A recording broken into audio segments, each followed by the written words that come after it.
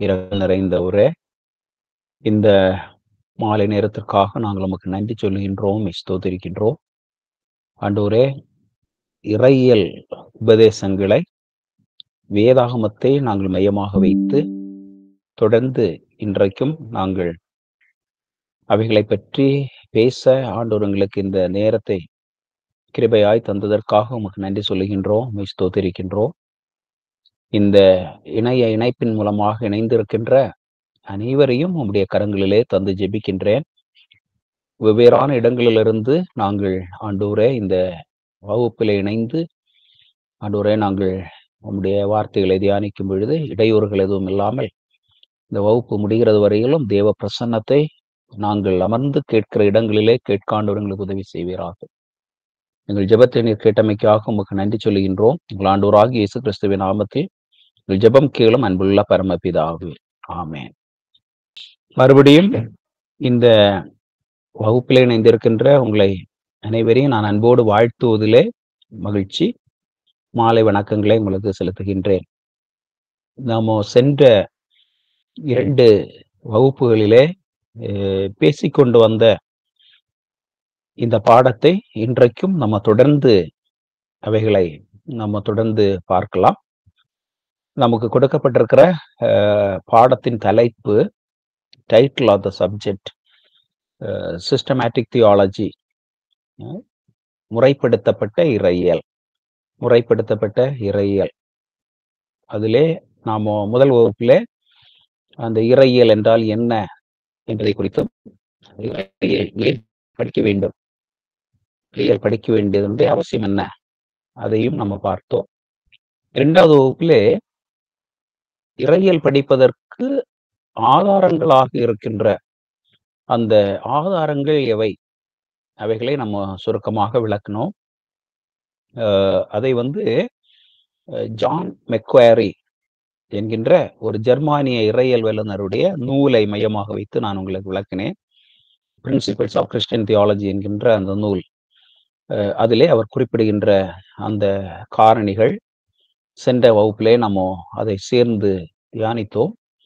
இன்னும் அதை நீங்கள் விளக்கமாக நீங்களே அதை வாசிக்க வேண்டும் என்றால் நீங்கள் ஜான் மெக்வாரி என்கின்ற அவருடைய பிரின்சிபிள்ஸ் ஆஃப் கிறிஸ்டியன் தியாலஜி என்கின்ற நூலை டவுன்லோட் பண்ணி நீங்க வாசிச்சீங்கன்னா அந்த இன்ட்ரடக்டரி பார்ட்ல இந்த சோர்சஸ் ஃபார் ஸ்டடியிங் தியாலஜி, இறையியல் படிப்பதற்குரிய ஆதாரங்கள் என்ன என்று அவர் ரொம்ப சிறப்பாக விளக்குகிறார். மற்ற இறையியல் வல்லுநர்களும் இதை குறித்து விளக்குகிறார்கள் என்றாலும் மெக்வாரி அதிலே ரொம்ப நுட்பமாக சிறப்பாக விளக்குகிறார். அடுத்து சென்ற வகுப்பிலே அந்த வகுப்பு முடிகின்ற அந்த நேரத்திலே நம்ம இறையியலிலே படிக்க வேண்டியதான 10 உபதேசங்கள், 10 doctrines in theology, இறையியலிலே நாம கற்க வேண்டியதான அந்த 10 கோட்பாடுகள், 10 உபதேசங்கள், 10 doctrines, அதை நம்ம பார்த்தோம்.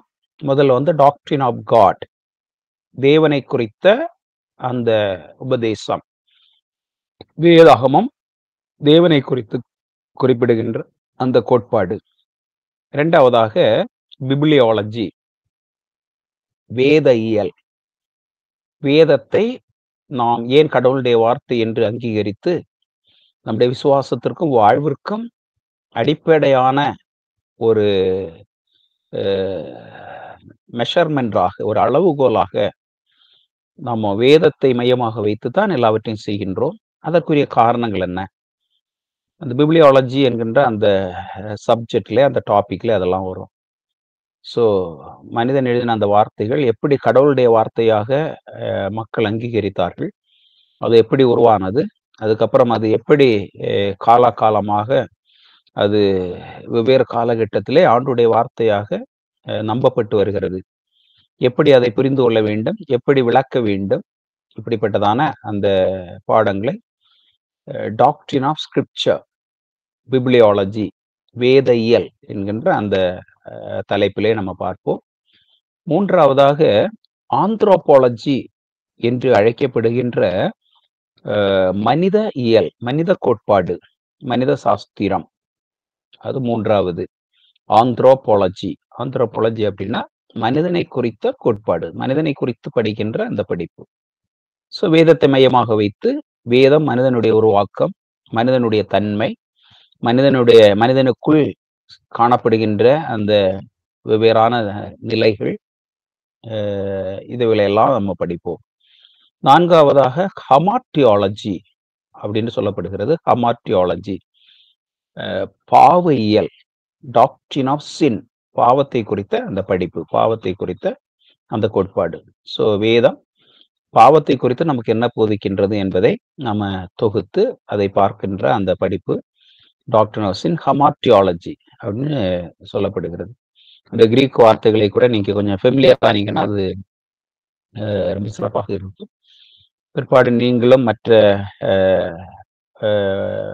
மற்றவர்களுக்கு நீங்க இதை போதிக்கும் பொழுது இந்த கிரீக் வார்த்தை நீங்கள் ஃபெமிலியராக இருக்கும் பொழுது அது உங்களுடைய வகுப்புகள் கவனிக்கிற மாணவர்களுக்கும் அது பிரயோஜனமாக இருக்கும். ஸோ அந்த கிரீக் டைட்டில்ஸ் கூட நீங்க ஞாபகம் வச்சுக்கோங்க. ஸோ ஃபர்ஸ்ட் தியாலஜி, 2வதாக பிப்ளியாலஜி, 3வதாக ஆந்த்ரோபாலஜி, 4வதாக ஹமார்டியாலஜி, 5வதாக கிறிஸ்டாலஜி. கிறிஸ்டாலஜி கிறிஸ்டாலஜி என்று சொல்லும் பொழுது கிறிஸ்துவை குறித்ததான உபதேசம். பழைய ஏற்பாட்டிலும் புதிய ஏற்பாட்டிலும் கிறிஸ்துவானவரை பற்றி வேதம் என்ன விளக்குகின்றது, பிற்பாடு சரித்திரத்திலே அது எப்படி ஒரு முறைப்படுத்தப்பட்ட உபதேசமாக உருவானது என்பதை படிக்கின்ற அந்த படிப்பு தான் Christology, doctrine of Jesus Christ, இயேசு கிறிஸ்துவை பற்றிய உபதேசம், கிறிஸ்து இயல் அப்படின்னு சொல்லலாம். அதுக்கப்புறம் அது இந்த கிறிஸ்டாலஜி நம்ம சொல்றது அந்த கிறிஸ்துவனுடைய தன்மையை, அவர் யார், அவருக்கு கொடுக்கப்பட்டிருக்கிற வெவ்வேறான பெயர்கள், இவைகளை அவருடைய தன்மைக்கு முக்கியத்துவம் கொடுத்து படிக்கிற அந்த படிப்பு தான் கிறிஸ்டாலஜி. அதுக்கு அடுத்து வருகிற டாக்டர் நீங்க என்னன்னு பாத்தீங்கன்னா சொட்டீரியாலஜி. சொட்டீரியாலஜி என்று சொல்லும் பொழுது ரட்சிப்பை, ஒரு டாக்ட்ரின் ஆஃப் சால்வேஷன், ரட்சிப்பு இயல், ரட்சிப்பு சாஸ்திரம், ரட்சிப்பு, டாக்ட்ரின் ஆஃப் சால்வேஷன். ரட்சிப்பு என்றால் என்ன, அது எப்படி வருகின்றது, ரட்சிப்பை குறித்து பழைய ஏற்பாடு மற்றும் புதிய ஏற்பாட்டிலே கடவுளுடைய வார்த்தை, ஆண்டுடைய வார்த்தை என்ன சொல்லுகிறது, பிற்பாடு வெவ்வேறான திருச்சபைகள் இந்த ரட்சிப்பை பற்றி எப்படி புரிந்து கொள்கின்றது, இவைகளை நம்ம விளக்குகின்ற அந்த பாடத்தொகுப்பு தான் சொட்டீரியாலஜி. இது இயேசு கிறிஸ்துவனுடைய அந்த ஊழியத்தோடு, ஆக்ஷன். ஃபர்ஸ்ட்ல கிறிஸ்டாலஜி அவருடைய தன்மை, சொட்டீரியாலஜி அவருடைய செயல். So the first one was his being and the second one is his work, his action. சொட்டீரியாலஜி, ரட்சிப்பு, நமக்கு கிறிஸ்துவானவர் மரித்ததினால் நமக்கு அந்த ரட்சிப்பு வருகிறது. ஸோ அது ஒரு தனி உபதேசமாக இறையியல்ல நம்ம பார்க்க முடியும். கிறிஸ்டாலஜி முடிச்சுட்டு அதுக்கப்புறம் நியூமேட்டாலஜி. நியூமான்னா உங்களுக்கு தெரியும், ஸ்பிரிட். ஸோ நியூமேட்டாலஜின்னு சொல்லும்போது doctrine of the Holi spirit, பரிசுத்த ஆவியை குறித்ததான படிப்பு. ஸோ பரிசுத்த ஆவியானவர் அந்த த்ரீ ஏக தேவன் அப்படின்னு நம்ம சொல்றோம் இல்லையா. அப்போ அதிலே 3வது நபராக நம்ம வேதத்திலே பரிசுத்த ஆவியானவரை பற்றி படிக்கின்றோம். ஸோ ஆவியானவருடைய அவருடைய அந்த நிலை, தன்மை, செயல்பாடுகள், அவர் வேதத்திலே எப்படி செயல்பட்டிருக்கிறார், திருச்சபையிலே பரிசுத்த ஆவியினுடைய பங்கு என்ன, இவைகள் அனைத்தும் நம்ம இந்த டாக்ட்ரின் ஆஃப் ஹோலி ஸ்பிரிட், பரிசுத்த ஆவியை குறித்த அந்த உபதேசத்திலே நம்ம படிப்போம். So doctrine of Holy spirit,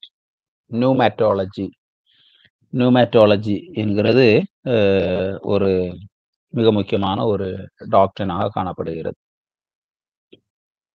அதுக்கப்புறம் நம்ம பார்க்கும்போது ஏஞ்சலாலஜி அண்ட் டெமனாலஜி. ஏஞ்சல் தூதர்களை பற்றியும், அதே மாதிரி இந்த அசுத்தாவி குறித்து கூட நம்ம படிக்கிறதான அந்த படிப்புகள். முதலாவது தூதர்களை பற்றி, ஏஞ்சல்ஸ், தூதர்கள். தூதர்களை பற்றி வேதாகமம் என்ன சொல்லுகிறது? அந்த தூதர்களின் கூட்டத்திலே ஒரு பெட்டாலியன், ஒரு கூட்டம் வந்து ஈவில் ஸ்பிரிட்டாக மாறுகிறது. ஸோ அதையும் படிக்கிற அந்த படிப்பு ஏஞ்சலாலஜி. அதுக்கப்புறம் பார்த்தீங்கன்னா எக்லிஷியாலஜி திருச்சபையை குறித்த அந்த போதனை. டாக்ட்ரின் ஆஃப் த சர்ச், திருச்சபையை பற்றிய உபதேசம். சபையை பற்றி வேதாகமம் என்ன சொல்கின்றது? சபையை குறித்த அந்த வேதாகமத்தின் போதனை, அது வந்து எக்லிஷியாலஜி, டாக்ட்ரின் ஆஃப் த சர்ச். கடைசியாக எஸ்கட்டாலஜி அப்படின்னு சொன்னா இனி நடக்க போகின்ற அந்த சம்பவங்களை குறித்து, நிகழ்வுகளை குறித்து படிக்கின்ற படிப்பு.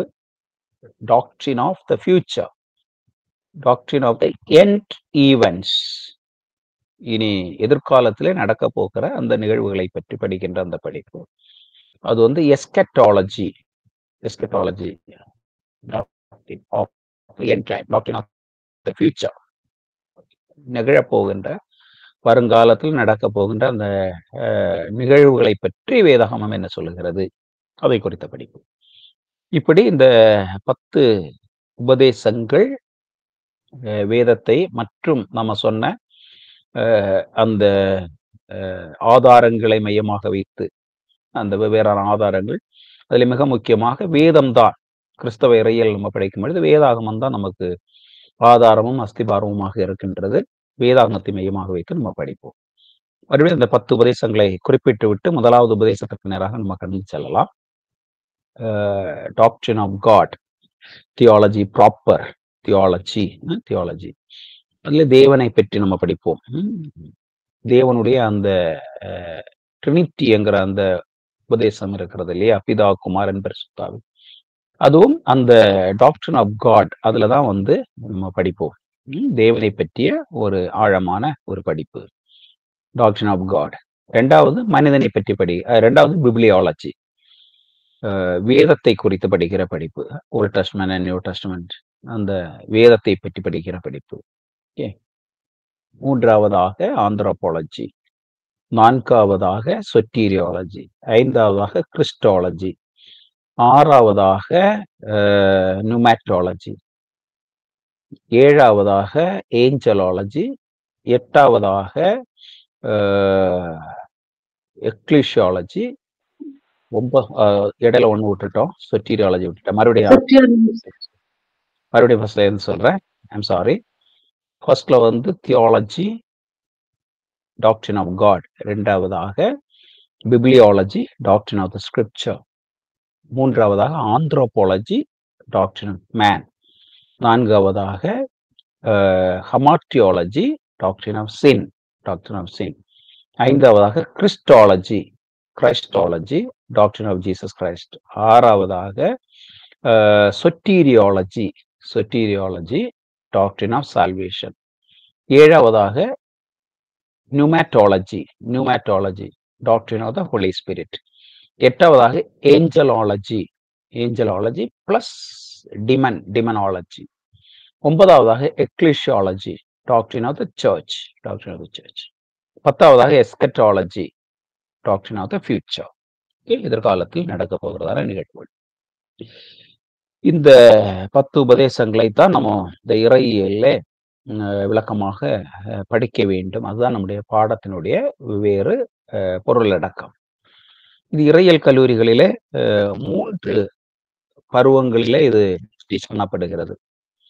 Theology, systematic theology part 1, systematic theology part 2, systematic theology part 3, அப்படி 3 டிவிஷன் அப்படி டிவைட் பண்ணி கற்றுத்தரப்படுகிறது. நாம் இது ஒரு பொதுவாக ஒரு சர்வே மாதிரி நம்ம இதை படிக்கலாம். சரி, இப்போது முதல்ல doctrine of God, theology proper, doctrine of God, தேவனை பற்றிய அந்த படிப்பு, தேவனை பற்றிய அந்த கோட்பாடு. அதுல அடுத்த சப்டைட்டில், அடுத்து ஒரு சப்டைட்டில், நான் கிறிஸ்டியன் வியூஸ் அபவுட் காட், கிறிஸ்தவர்கள் அல்லாத பிறருடைய அந்த தெய்வீக கோட்பாடு. நான் கிறிஸ்டியன் வியூஸ், கிறிஸ்தவர்கள் அல்லாதவர்களுடைய அபிப்பிராயம். தேவனை குறித்த கிறிஸ்தவர்கள் அல்லாதவர்களுடைய அபிப்பிராயம். சரிங்களா? அதான் side title. Okay, doctrine of God. அதுல first side title non Christian views, non Christians, கிறிஸ்தவர்கள் அல்லாதவர்களுடைய இறைவனை பற்றிய அபிப்பிராயங்கள், தேவனை பற்றிய அபிப்பிராயங்கள். ஓகே, அதுல வந்து ஒரு 5-6 வியூ பாயிண்ட்ஸ் இருக்கிறது. அது ஒவ்வொன்றாக நம்ம சுருக்கமாக பார்க்கலாம். அது ஒவ்வொன்றும் ரொம்ப விளக்கமாக நம்ம வாசித்து புரிந்து கொள்ள வேண்டியவைகள். அதெல்லாம் ஒவ்வொரு கோட்பாடு, ஒவ்வொரு சித்தாந்தங்கள், தேவனை பற்றிய வெவ்வேறான சித்தாந்தங்கள், தத்துவ, சமூக, சமயபரமான விளக்கங்கள், தேவனை பற்றிய விளக்கங்கள். அதுல முதலாவதாக ஃபர்ஸ்ட் ஏத்தீசம். ஏத்தீசம், ஏத்தீசம்னா நாஸ்திகம், நாஸ்திகம். ஓகே, ஏத்தீசம், ATHEISM, ATHEISM, எத்தீசம், நாத்திகம், நாத்திகம். உங்களுக்கு அது தெரியும் இல்லையா? ஏத்தீசம் அப்படின்னாலே people who deny the existence of God. தேவன் என்பவர் ஒருவர் இல்லை, தேவன் என்பவர் இல்லை என்று வாதிடுகின்ற அந்த கோட்பாடுதான் நாஸ்திகம். ஆஸ்திகம், ஆஸ்திகம் அப்படின்னு சொன்னா ஆஸ்திகா, ஆஸ்திகம் அப்படின்னா தேவன் இருக்கிறார், தேவன் உண்டு என்று வாதிடுகிற கோட்பாடு. அதனுடைய ஆப்போசிட் தான் அது வந்து வடமொழி சொல் நாஸ்திகா, நாஸ்திகம், நாஸ்திகம். ஓகே, நாஸ்திகம் அப்படின்னா எத்திசம். தீசம் அப்படின்னா பீப்புள் ஹூ பிலீவ், தீஸ்ட் அப்படின்னா பீப்புள் ஹூ பிலீவ். ஏத்திஸ்ட் அப்படின்னா people who deny the existence of God. தேவன் ஒருவர், தேவனோ தெய்வங்களோ இல்லை என்று வாதிடுகின்ற அந்த கோட்பாடுக்கு தான் நம்ம ஏத்திசம் அப்படின்னு சொல்றோம். நம்முடைய தமிழ்நாட்டுல வந்து அந்த கடவுள் மறுப்பு கொள்கை உள்ளவர்கள் நிறைய பேர் இருக்கிறாங்க. குறிப்பாக அந்த திராவிட சித்தாந்தத்துல ஒரு முக்கியமான பிரிவு கடவுள் இல்லை, கடவுளை மறுக்கிற அந்த ஒரு கோட்பாடு தான் நம்முடைய தமிழகத்திலே காணப்படுகிற அந்த திராவிட சித்தாந்தத்தினுடைய ஒரு பிரிவு. பிற்பாடு அது பல மாற்றங்களுக்கு உட்படுத்தப்பட்டிருக்கிறது. பிற்பாடு ஒன்றே குலம் ஒருவனே தேவன் என்கின்ற அந்த ஒரு பரிமாணம், ஒரு மாற்று சிந்தை அந்த திராவிட கோட்பாடுக்குள்ளாக வந்ததை நம்ம பார்க்க முடியும். ஸோ நம்முடைய தமிழகத்திலையும் இந்தியாவிலையும் இந்த மறுப்பு கோட்பாடு உள்ளவர்கள் நிறைய பேர் இருக்காங்க. அது ஒரு சித்தாந்தம். கடவுள் இல்லை என்று அவர்கள் வாதிடுகிறார்கள், அதை அவர்கள் அங்கீகரிக்கிறார்கள். அது ஒரு சித்தாந்தமாக, கடவுள் மறுப்பு கொள்கை அது ஒரு சித்தாந்தம். It's a ideology, it's a philosophical ideology. Okay, அது ஒரு இந்த ஏத்திசத்தை நம்ம 2 பிரிவாக பிரிக்கலாம். அதுல வந்து 2 குரூப் இருக்கிறது. ஒன்று டாக்மேட்டிக் எத்திக்ஸ், டாக்மேட்டிக் எத்திசம் அப்படின்னு சொல்லுவாங்க. டாக்மேட்டிக் எத்திக்ஸம். ரெண்டாவது பிராக்டிக்கல் எத்திசம். டாக்மேட்டிக் எத்திசம் அப்படின்னு சொன்னா அறிவியல் ரீதியாக கடவுளை மறுக்கிற அந்த கடவுள் மறுப்பு கோட்பாடு. விஞ்ஞான ரீதி, அறிவியல் ரீதியில் அறிவுபூர்வமாக கடவுளை மறுக்கிறார், வாதிடுவார்கள் அவர்கள். கடவுள் இல்லை என்று வாதிட்டு ஸ்தாபிப்பதற்கு முயற்சிப்பார்கள். அது வந்து dogmatic atheism, dogmatic atheism. Okay, dogmatic atheism. ரெண்டாவது ஒரு பிரிவு இருக்கிறது, அது வந்து பிராக்டிக்கல் எத்திசம். பிராக்டிக்கல் எத்திசம் அவங்க வந்து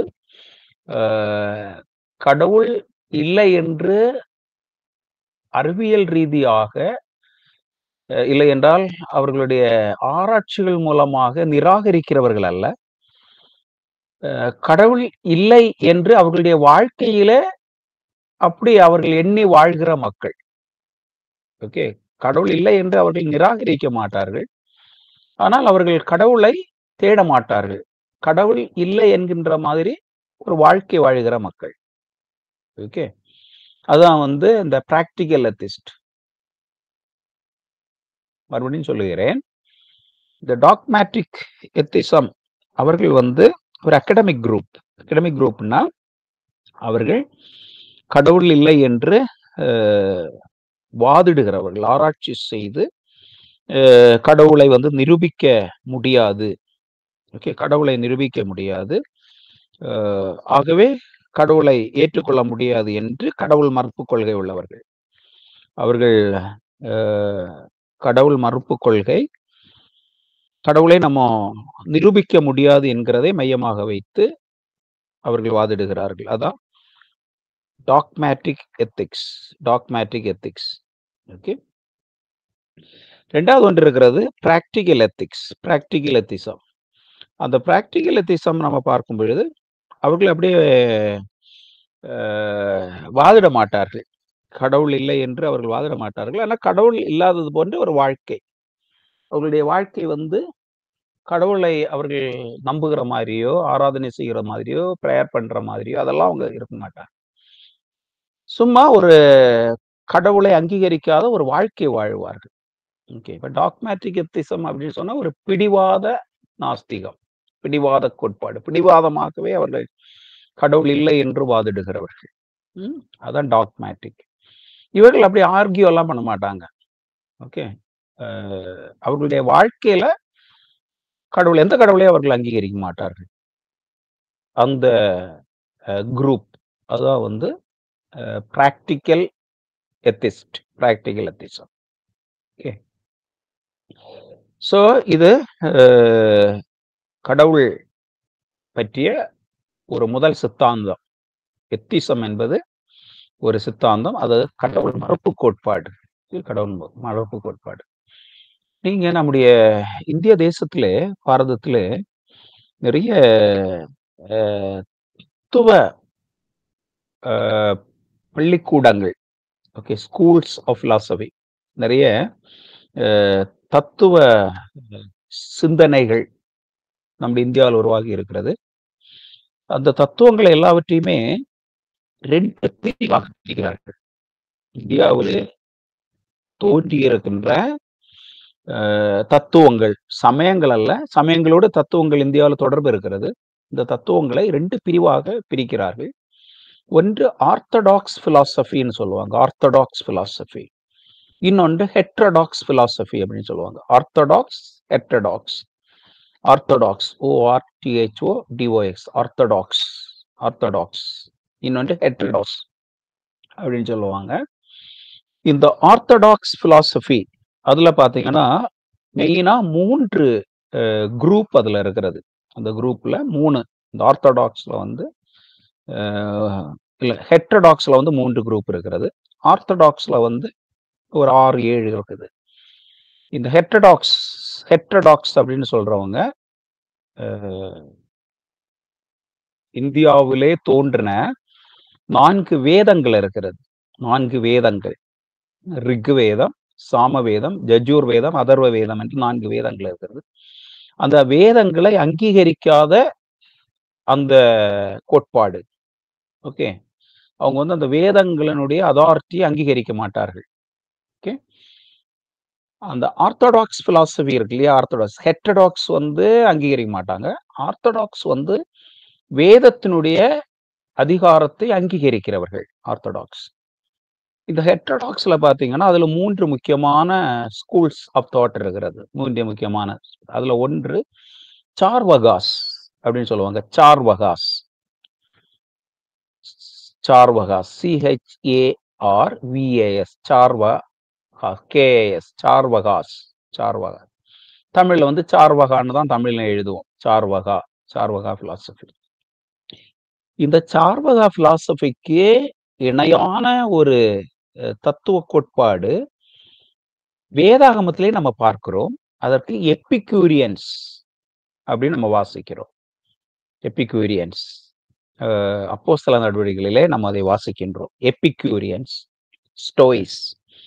ஸ்டோயிஸ் வந்து வேற. எபிக்யூரியன்ஸ் அவர்கள் வந்து இந்த சார்வகா அதுக்கு ஈக்குவலான ஒரு குரூப், கிரேக் பிலாசபி தான் எபிக்யூரியன்ஸ். இந்த சார்வகா பிலாசபியினுடைய ஒரு பேசிக் டெனன்ட், ஒரு பேசிக் வியூ, அடிப்படையான அவர்களுடைய அந்த குறிப்பு என்னவென்றால் கடவுள் மறுப்பு. கடவுள் என்று ஒருவர் இல்லை. ஓகே, அது ஒரே வார்த்தையில சொல்ல வேண்டும் என்றால் புசியுங்கள், குடியுங்கள், மகிழ்ந்திருங்கள், நாளைக்கு என்ன நடக்கும் என்று தெரியாது. இதுதான் அவங்களுடைய கோட்பாடு. ஈட், ட்ரிங்க், பி மெரி, to not worry about tomorrow. அப்படின்னா அதன் மூலம் அவர்கள் என்ன ஒரு சித்தாந்தத்தை கையாளுகிறார்கள் என்றால் கடவுள் இல்லை, ஆத்மா இல்லை, பரலோகமும் நரகமும் இல்லை, நியாய தீர்ப்பு இல்லை, பனிஷ்மெண்ட் இல்லை. இதெல்லாம் தான் அவர்களுடைய கோட்பாடு. நன்றாக சாப்பிடுங்க, நல்லா வாழ்க்கையை அனுபவியுங்கள், மகிழ்ந்திருங்கள், டுமாரோ வி வில் டை. அப்படின்னா நாளைக்கு நம்ம சாக போறோம். ஸோ இருக்கிற வரையில் மகிழ்ச்சியாக சந்தோஷமாக நீங்கள் வாழ்க்கையை, உலகத்தை அனுபவியுங்கள். அவர்கள் அதை குறிப்பிடுவதன் மூலமாக தேவனை மறுக்கிறார்கள். அதான் அந்த சார்வகா philosophy.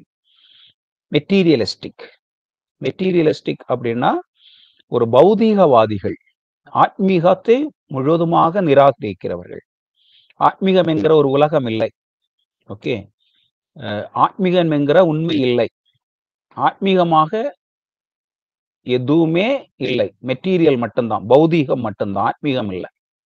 there is no metaphysics, only physics. Okay, பௌதீகம் மட்டும்தான், ஆத்மீகம் இல்லை. அவர்கள் வந்து ஆத்மீக கருத்துக்களை அங்கீகரிக்க மாட்டார்கள், ஆவிக்குரிய அந்த உலகத்தை அங்கீகரிக்க மாட்டார்கள், ஆவியான தேவனை அங்கீகரிக்க மாட்டார்கள், ஆவிக்குரிய சத்தியத்தை ஏற்றுக்கொள்ள மாட்டார்கள், ஆவிக்குரிய ஆசீர்வாதங்களை அங்கீகரிக்க மாட்டார்கள், ஆவிக்குரிய சாபங்களை ஏற்றுக்கொள்ள மாட்டார்கள். இவைகள் எல்லாவற்றையும் நிராகரிக்கிறவர்கள் தான் இந்த சார்வகா பிலாசபி. அதே ஈக்குவல் தான் பைபிள் நம்ம வாசிக்கிற எபிக்யூரியன் பிலாசபி. அதான் பவுல் என்கவுண்டர் பண்றாரு அவர் மிஷனரி ஒர்க்ல. அவர்கள் இதே மாதிரி தான். ஈட், ட்ரிங்க், பி மெரி, டுமாரோ யூ வில் டை. புசித்து, குடித்து, மகிழ்ந்திரு, நாளைக்கு மரித்து போவாய், ஆகவே நீ நாளையை பற்றி கவலைப்படாது. இதுதான் அந்த சித்தாந்தம். இது கடவுள் மறுப்பு கோட்பாடு. அவர்கள் கடவுளை மறுக்கும் பொழுது கடவுளோடு தொடர்புடைய எல்லா உபதேசங்களையும் மறுக்கிறார்கள். ஓகே, சார்வகாஸ். அது இந்தியாவிலேயும் அந்த குரூப் இன்றைக்கும் இருக்கிறது. ஓகே, நிறைய மக்கள் இந்த கோட்பாடு உள்ளவர்களாக இருக்கிறார்கள்.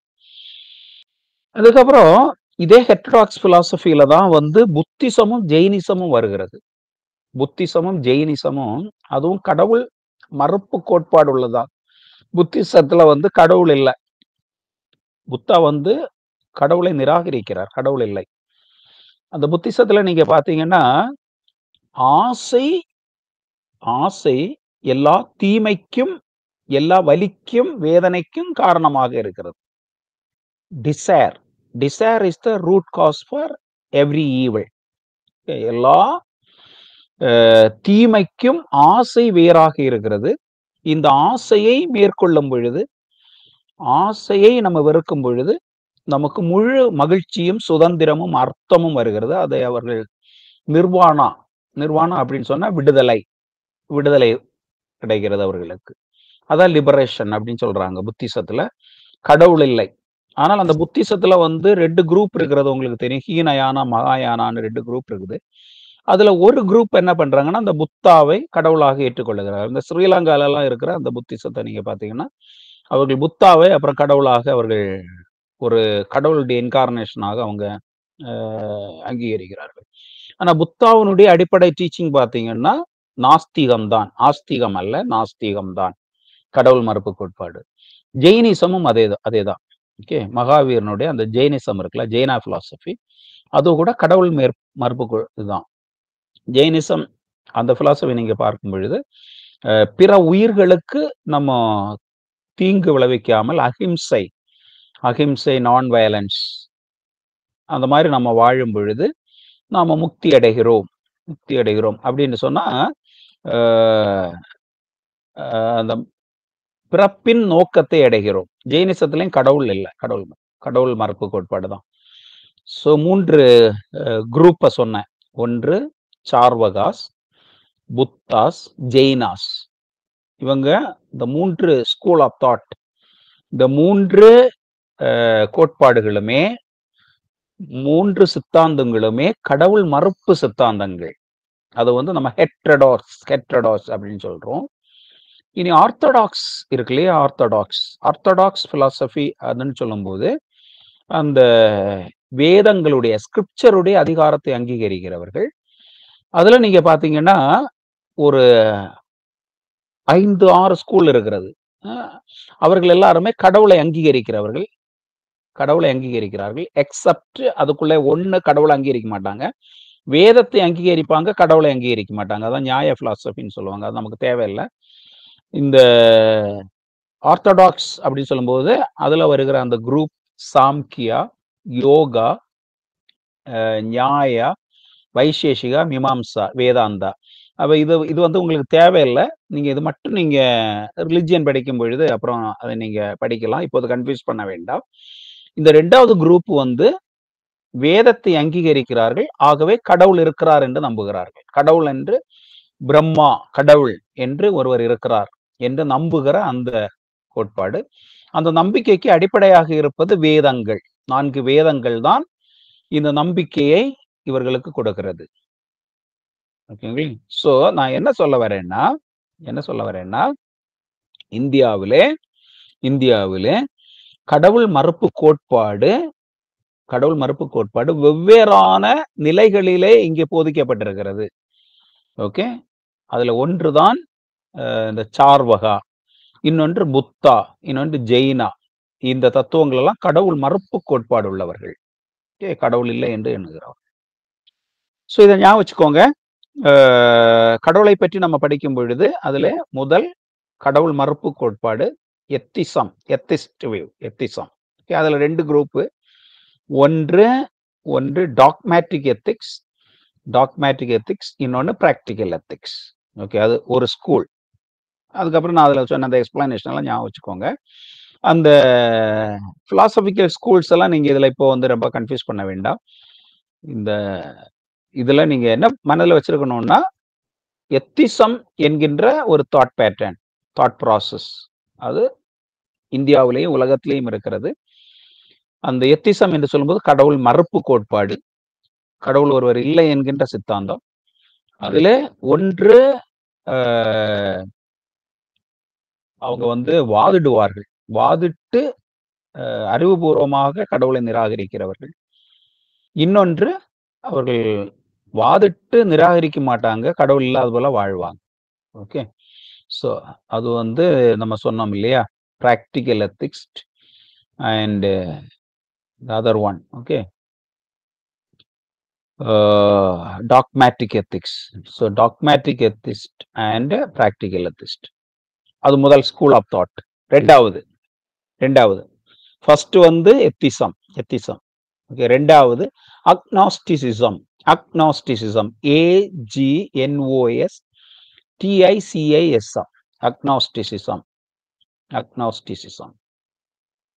ஓகே, அக்னாஸ்டிசிசம் என்கிற அந்த ஸ்கூல் ஆஃப் தாட், அந்த கோட்பாடு, அவர்கள் வந்து கடவுளை நிராகரிக்க மாட்டார்கள், ஆனால் கடவுளை ஏற்றுக்கொள்ள மாட்டார்கள், கடவுளை அங்கீகரிக்க மாட்டார்கள், கடவுளை வந்து நிராகரிக்க மாட்டாங்க. அவங்க என்ன சொல்றாங்கன்னா, அக்னாஸ்டிக்ஸ் என்ன சொல்றாங்கன்னா, அவர் இருக்கிறாரா இல்லையான்னு நமக்கு வந்து ஷுவரா தெரியாது. இந்த அக்னாஸ்டிக்ஸ், ஜவஹர்லால் நேரு அந்த பிலாசபி உள்ளவர் தான். ஜவஹர்லால் நேரு இருந்தார் இல்லையா, அவர் ஒரு செக்குலரிஸ்ட் அப்படின்னு நம்ம சொல்லும் போதே உங்களுக்கு தெரியும், அந்த கடவுள் சார்பு இல்லாதவர்கள். செக்குலரிசம் அப்படின்னு சொல்லும் பொழுது அவர்களுடைய தனிப்பட்ட கடவுள் நம்பிக்கை உள்ளவர்களை நம்ம சொல்லலாம், ஓகே. ஆனா ஜவஹர்லால் நேரு இந்த கோட்பாடு உள்ளவராக தான் இருந்தாரு. நீங்க வந்து வளர்ச்சியுற்ற நாடுகள் இருக்கிறது இல்லையா, ஜெர்மானி இந்த மாதிரியான நாடுகள்ல போகும்போது இந்த அக்னாஸ்டிக்ஸ் நிறைய இருப்பாங்க. ஓகே, அக்னாஸ்டிக்ஸ் அப்படின்னா அவங்க கடவுள் இல்லை என்று மறுக்க மாட்டார்கள். ஆனால் கடவுள் இருக்கிறாரா இல்லையா என்று நமக்கு தெரியாது அப்படின்னு சொல்லி ஏற்றுக்கொள்ள மாட்டார்கள். அக்னாஸ்டிக்ஸ் தெரியாது கடவுள் இருக்கிறாரா இல்லையா, ஏன்னா நமக்கு வேற நிறைய வேலை இருக்கு. இதுதான் அவங்களுடைய கோட்பாடு. நமக்கு சமூகத்திலே கல்வி, சீர்திருத்தங்கள், படிப்பு, சொசைட்டிய நம்ம டெவலப் பண்றது, இந்த மாதிரி நமக்கு முக்கியமான நம்முடைய நேரத்தை செலவிடுவதற்கு வேற நிறைய முக்கியமான வேலை இருக்கிறது. இந்த கடவுளுக்குரிய காரியத்தை பற்றி நாமோ சிந்திக்க வேண்டிய, நம்முடைய நேரத்தை, நம்முடைய எனர்ஜியை செலவிட வேண்டிய அவசியம் இல்லை. ஏன்னா நமக்கு கேரண்டி இல்லை அப்படின்னு அவங்க வாதிடுறார்கள். ஓகே, கடவுள் ஒருவர் இருக்கிறார் என்பதுக்கு ப்ரூஃப் இல்லைங்கிறாங்க. ஸோ தெரியாது, we do not know. Gnosticism அப்படின்னா நாலேஜ், தெரியும்.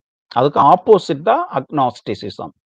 அக்னாஸ்டிசிசம் என்றால் தெரியப்படாத கோட்பாடு, தெரியாது, அதனால ஏற்றுக்கொள்ள மாட்டாங்க. நீங்க காட்டுனீங்கன்னா, ப்ரூவ் பண்ணீங்கன்னா அவங்க ஏற்றுக்கொள்வாங்க. விஞ்ஞான ரீதியில கடவுள் இருக்கிறாரு அப்படின்னு ப்ரூவ் பண்ணா அவங்க ஏத்துக்கிடுவாங்க. ஸோ அவங்களுக்கு தேவையெல்லாம்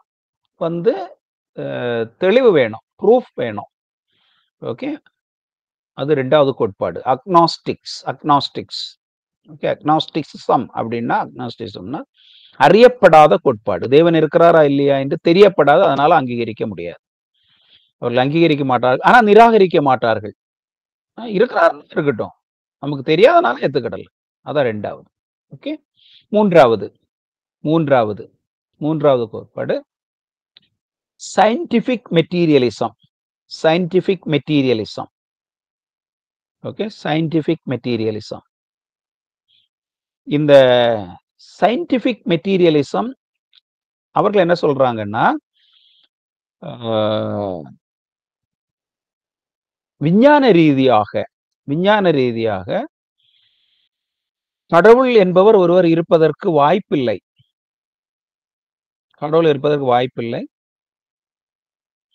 இந்த உலகம் எல்லாம் இயற்கையில மெட்டீரியல்ஸ், அந்த சயின்டிபிக்கலாக ப்ரூவ் பண்றவங்க. ஓகே, அவங்க பிசிசிஸ்டா இருப்பாங்க. அப்படி விஞ்ஞான ரீதியில கடவுள் இல்லை என்கிறவர்கள் சயின்டிபிக் ஹியூமனிசம். சயின்டிபிக் ஹியூமனிஸ்ட்னா மனிதன் தான், இயற்கைக்கு அப்பாற்பட்டு வேற ஒண்ணும் இல்லை. இயற்கையும் அந்த இயற்கையில் இருக்கிற மனிதனும். ஓகே, அவர்களும் ஒரு பௌதீகவாதிகள் தான். விஞ்ஞானம் ஒருபோதும் என்ன செய்வதில்லை, கடவுளை, ஆத்மீகத்தை அங்கீகரிப்பதில்லை இல்ல. ஆனா விஞ்ஞானிகள் அங்கீகரிப்பார்கள். ரெண்டு வித்தியாசம் இருக்கிறது. ஓகே, விஞ்ஞானிகள், கடவுள் நம்பிக்கையுள்ள விஞ்ஞானிகள் இருக்கிறார்கள். ஆனால் விஞ்ஞானம் என்ன செய்கிறது என்றால், விஞ்ஞானத்துல ஃபெய்த் இல்லை. ஓகே, விஞ்ஞானம் இப்ப பைபிளும் விஞ்ஞானம் காம்ப்ளிமெண்டரி தான், நம்ம கான்ட்ரடிக்டரின்னு சொல்ல முடியாது. ஆனால் நீங்க விஞ்ஞானம் என்று சொல்லும்போது அங்கு என்ன வேணும், ப்ரூஃப் வேணும் இல்லையா. ஓகே, ஒரு விஞ்ஞான கூற்று உண்மையாக வேண்டும் என்று சொன்னால் நிரூபிக்கப்பட வேண்டும். அந்த நிரூபிக்கப்படும் பொழுதுதான் அது ஒரு சயின்டிபிக் ட்ரூத்தாக மாறுகிறது. ஸோ இந்த கடவுள் கோட்பாடு நிரூபிக்கப்படாததினால் அவர்கள் அங்கீகரிக்கல. ஓகே, இப்போ நீங்க இன்றைக்கு உலகத்தில் உள்ள மிக முக்கியமான சித்தாந்தங்களில் ஒரு சித்தமாக இருக்கிற கம்யூனிசம் இருக்கு இல்லையா.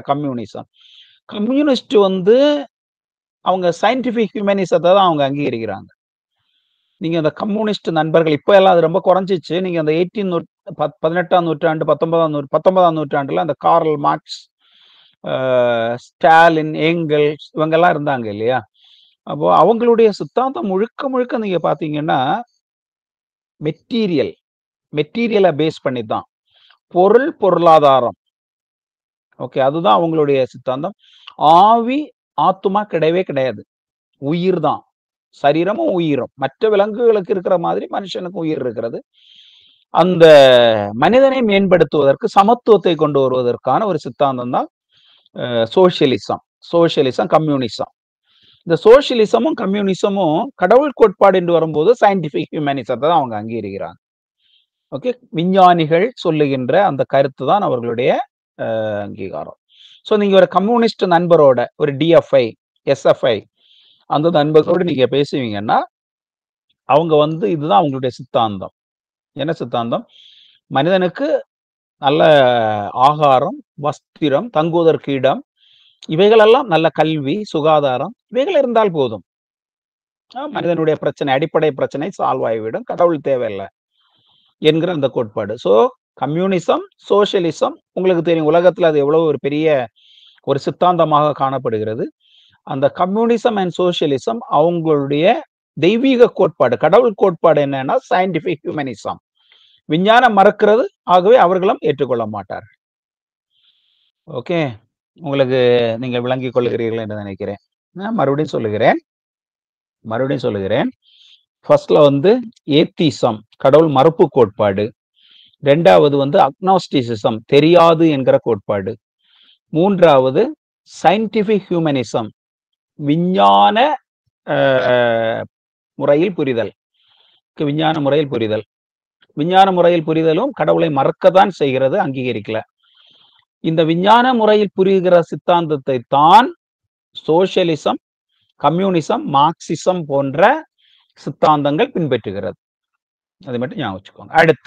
அடுத்து டீசம், DEISM, டீசம்.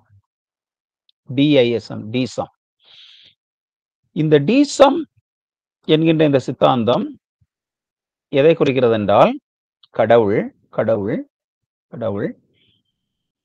ஒரு முறை இந்த உலகத்தை படைத்தார். So there is God, கடவுள் இருக்கிறார், இந்த உலகத்தை படைத்தார். படைத்துவிட்டு இந்த உலகத்தை அதன் போக்கிலே விட்டுவிட்டார். அதை அவர் கண்காணிக்கவோ, கட்டுப்படுத்தவோ, பாதுகாக்கவோ இல்லை. Watch maker God. இப்ப பாத்தீங்கன்னா ஒரு வாட்ச் ஒரு கம்பெனி உருவாக்குதுன்னு வச்சுக்கோங்களேன். அந்த வாட்சை அவங்க உருவாக்கி அப்படியே விட்டுருவாங்க. அந்த வாட்ச் தான் அதை என்ன செய்யணும், ஃபங்க்ஷன் ஆகணும். கடவுள் அதே மாதிரி இந்த உலகத்தை அவர் படைச்சிட்டு அது பாட்டுக்கு அப்படியே விட்டுட்டாரு. God is not revealing. கடவுள் அப்புறம் தன்னை வெளிப்படுத்தல, இதை பராமரிக்கல, இதை கட்படுத்தல, கண்ட்ரோல் பண்ணல, அதை அப்படியே விட்டுட்டாரு. Watch maker God. அப்படின்னா இன்றைக்கு இந்த உலகம் கடவுளுடைய கட்டுப்பாட்டுல இல்லை. அவர் படைத்தார், ஹிஸ் காட்ஸ் கிரியேட்டர், படைத்தவர், ஆனால் பராமரிக்காதவர், விட்டுட்டாரு. குயில் இருக்கலாம், குயில் அந்த குயில் வந்து முட்டை போடும், அடைகாக்காது, பராமரிக்காது, பாதுகாக்காது. அதே மாதிரி கடவுள் இந்த குயில் முட்டை போட்ட மாதிரி இந்த உலகத்தை படைச்சிட்டு அதை அப்படியே விட்டுட்டாரு. அவர்கள் ஏன் இந்த கோட்பாடை சொல்லுகிறார்கள் என்றால், உலகத்திலே நடக்கின்ற நிறைய இயற்கை பேரழிவுகள், ஓகே, வல்கானோஸ், எர்த்குவேக்ஸ், ஃப்ளட்ஸ், ஓகே, இதுல நிறைய ஆயிரக்கணக்கான மக்கள் மரிக்கிறார்கள். அப்ப அவங்க எழுப்புகிற கேள்வி என்னவென்றால், ஒரு பராமரிக்கும் கடவுள், ஒரு நல்ல கடவுள், பராமரிக்கும் கடவுள், பாதுகாக்கும் கடவுள் இருந்தால் இவைகள் ஏன் நடக்கிறது? ஏன் பூமி அதிர்ச்சிகள் ஏற்பட்டு ஆயிரக்கணக்கு மக்கள் மரிக்கிறார்கள்? ஏன் இயற்கை பேரழிவுகள் வந்து அந்த பேரழிவினால் இன்னசென்ட் பீப்புள், ஓகே, இன்னசென்டாக இருக்கிற மக்கள் ஏன் மரிக்கிறார்கள்? வல்கானோஸ் வந்து ஏன் நிறைய பேர் மரிக்கிறார்கள்? சோ இந்த மாதிரி இயற்கை பேரழிவுகள் வந்து ஏழையான மக்கள், ஓகே, அவர்கள் இன்னசென்ட்னு சொல்றாங்க, ஓகே, சாதாரண மக்கள் நிறைய மரிக்கிறார்கள். உலகத்துல நிறைய அழிவுகள் நடக்கிறது. ஆகவே அவங்க என்ன சொல்றாங்கன்னா, ஒரு நல்ல கடவுள், ஒரு நல்ல பாதுகாக்கிற ஒரு கடவுள் இந்த உலகத்திலே பாதுகாத்தார் என்றால் இவைகள் நடக்க வாய்ப்பில்லை. அதுதான் அவங்களுடைய கோட்பாடு. Okay, why evil things are happening? ஏன் இந்த உலகத்திலே கெட்ட நிகழ்வுகள் நடக்கிறது? ஏன் பூமி அதிர்ச்சி வருகிறது? ஏன் இந்த மாதிரியான இயற்கை சீரழிவுகள் வருகிறது? ஓகே, அதற்கு காரணம் இருக்கிறது. அதை அவங்க அங்கீகரிக்க மாட்டாங்க. ஏன் காரணம் இருக்கிறது? பூமி அதிர்ச்சி வருவதற்கு அதுக்கு ரீசன் இருக்கிறது. அது நம்ம அதை டீப்பா பார்த்தோம்னா அதுக்கு ஹியூமன் பீயிங்ஸ் தான் அதுக்கு ரெஸ்பான்சிபிள். இப்போ வந்து நிறைய ஹை ரைஸ் பில்டிங், நிறைய ஹை ரைஸ் பில்டிங் பட்டணமயமாகும் பொழுது அர்பனைசேஷனால அந்த எர்த்தினுடைய பேலன்ஸ் இதாகுது. ஸோ அந்த எர்த் பிளேட்ஸ் இருக்கு இல்லையா, அந்த ஓசன்ல இருக்கிற அந்த பிளேட்ஸ் வந்து அது பேலன்ஸ் இதாகுது. அப்புறம் வந்து நமக்கு தெரியும் அந்த எர்த் குவைக் வருகிறது. ஸோ அதுக்கு வந்து நம்ம கடவுளை பிளேம் பண்ண முடியாது, மனுஷன் தான் அதுக்கு ரீசன். ஓகே, ஃப்ளட் வருதுன்னா it is because of deforestation. அதனால தான் வந்து இன்றைக்கு இம்பேலன்ஸ் இன் எக்காலஜி வருகிறது. ஓகே, ஆனா இவங்களுடைய சித்தாந்தம் என்னன்னா, இவங்களுடைய சித்தாந்தம் யாருடைய சித்தாந்தம்? டீசம் டீசம் டீசம் என்கிற அவங்களுடைய அந்த சித்தாந்தம் என்னன்னா, கடவுள் ஒருத்தர் படைத்தார், இந்த உலகம் படைக்கப்பட்டதுதான், கடவுள் தான் படைத்தார். அதுக்கப்புறம் அது பாட்டுக்கு விட்டுட்டார் அவரு. இப்போ ஒருத்தர் வீடு கட்டி அதை பராமரிக்காம அப்படியே விட்டுட்டு அவர் போறாருல, ஃபாரினுக்கு எங்கேயாவது போறாரு. இப்போ சென்னையில ஒரு வீடு கட்டி அதை அப்படியே பூட்டி போட்டுட்டு அதை பராமரிக்காம, அது லைட் போடாம, அதை கிளீன் பண்ணாம அப்படியே விட்டுட்டு அவர் வெளிநாட்டுக்கு போற மாதிரி, கடவுள் இந்த உலகத்தை படைச்சிட்டு அப்படியே விட்டுட்டாரு, அது பாட்டுக்கு இயங்குகிறது. Watch maker God. அதான் டீசம் டீசம் டீசம் என்கிற அந்த கோட்பாடு. டீசம் டீசம் அது கடவுள் மறக்க மாட்டாங்க. ஆனா கடவுளுடைய ப்ரொவிஷன், ப்ரொடெக்ஷன், ஆண்டுடைய பராமரிப்பு, பாதுகாப்பு இதெல்லாம் அங்கீகரிக்க மாட்டாங்க. அடுத்து இன்னொன்னு. ஓகே, இன்னொன்னு டூவலிசம். டூவலிசம். ஓகே, டூவலிசம். டூவலிசம். இந்த டூவலிசம் அப்படின்றா பெர்ஷியன் ரிலிஜன் இருக்கு இல்லையா, சொராஸ்ட்ரியனிசம், நீங்க கேள்விப்பட்டிருப்பீங்க. சொராஸ்ட்ரியனிசம் பார்சிஸ்னுடைய ரிலிஜன். அதுல வந்து அவங்க என்ன சொல்றாங்கன்னா, there is two equal powers. ரெண்டு ரெண்டு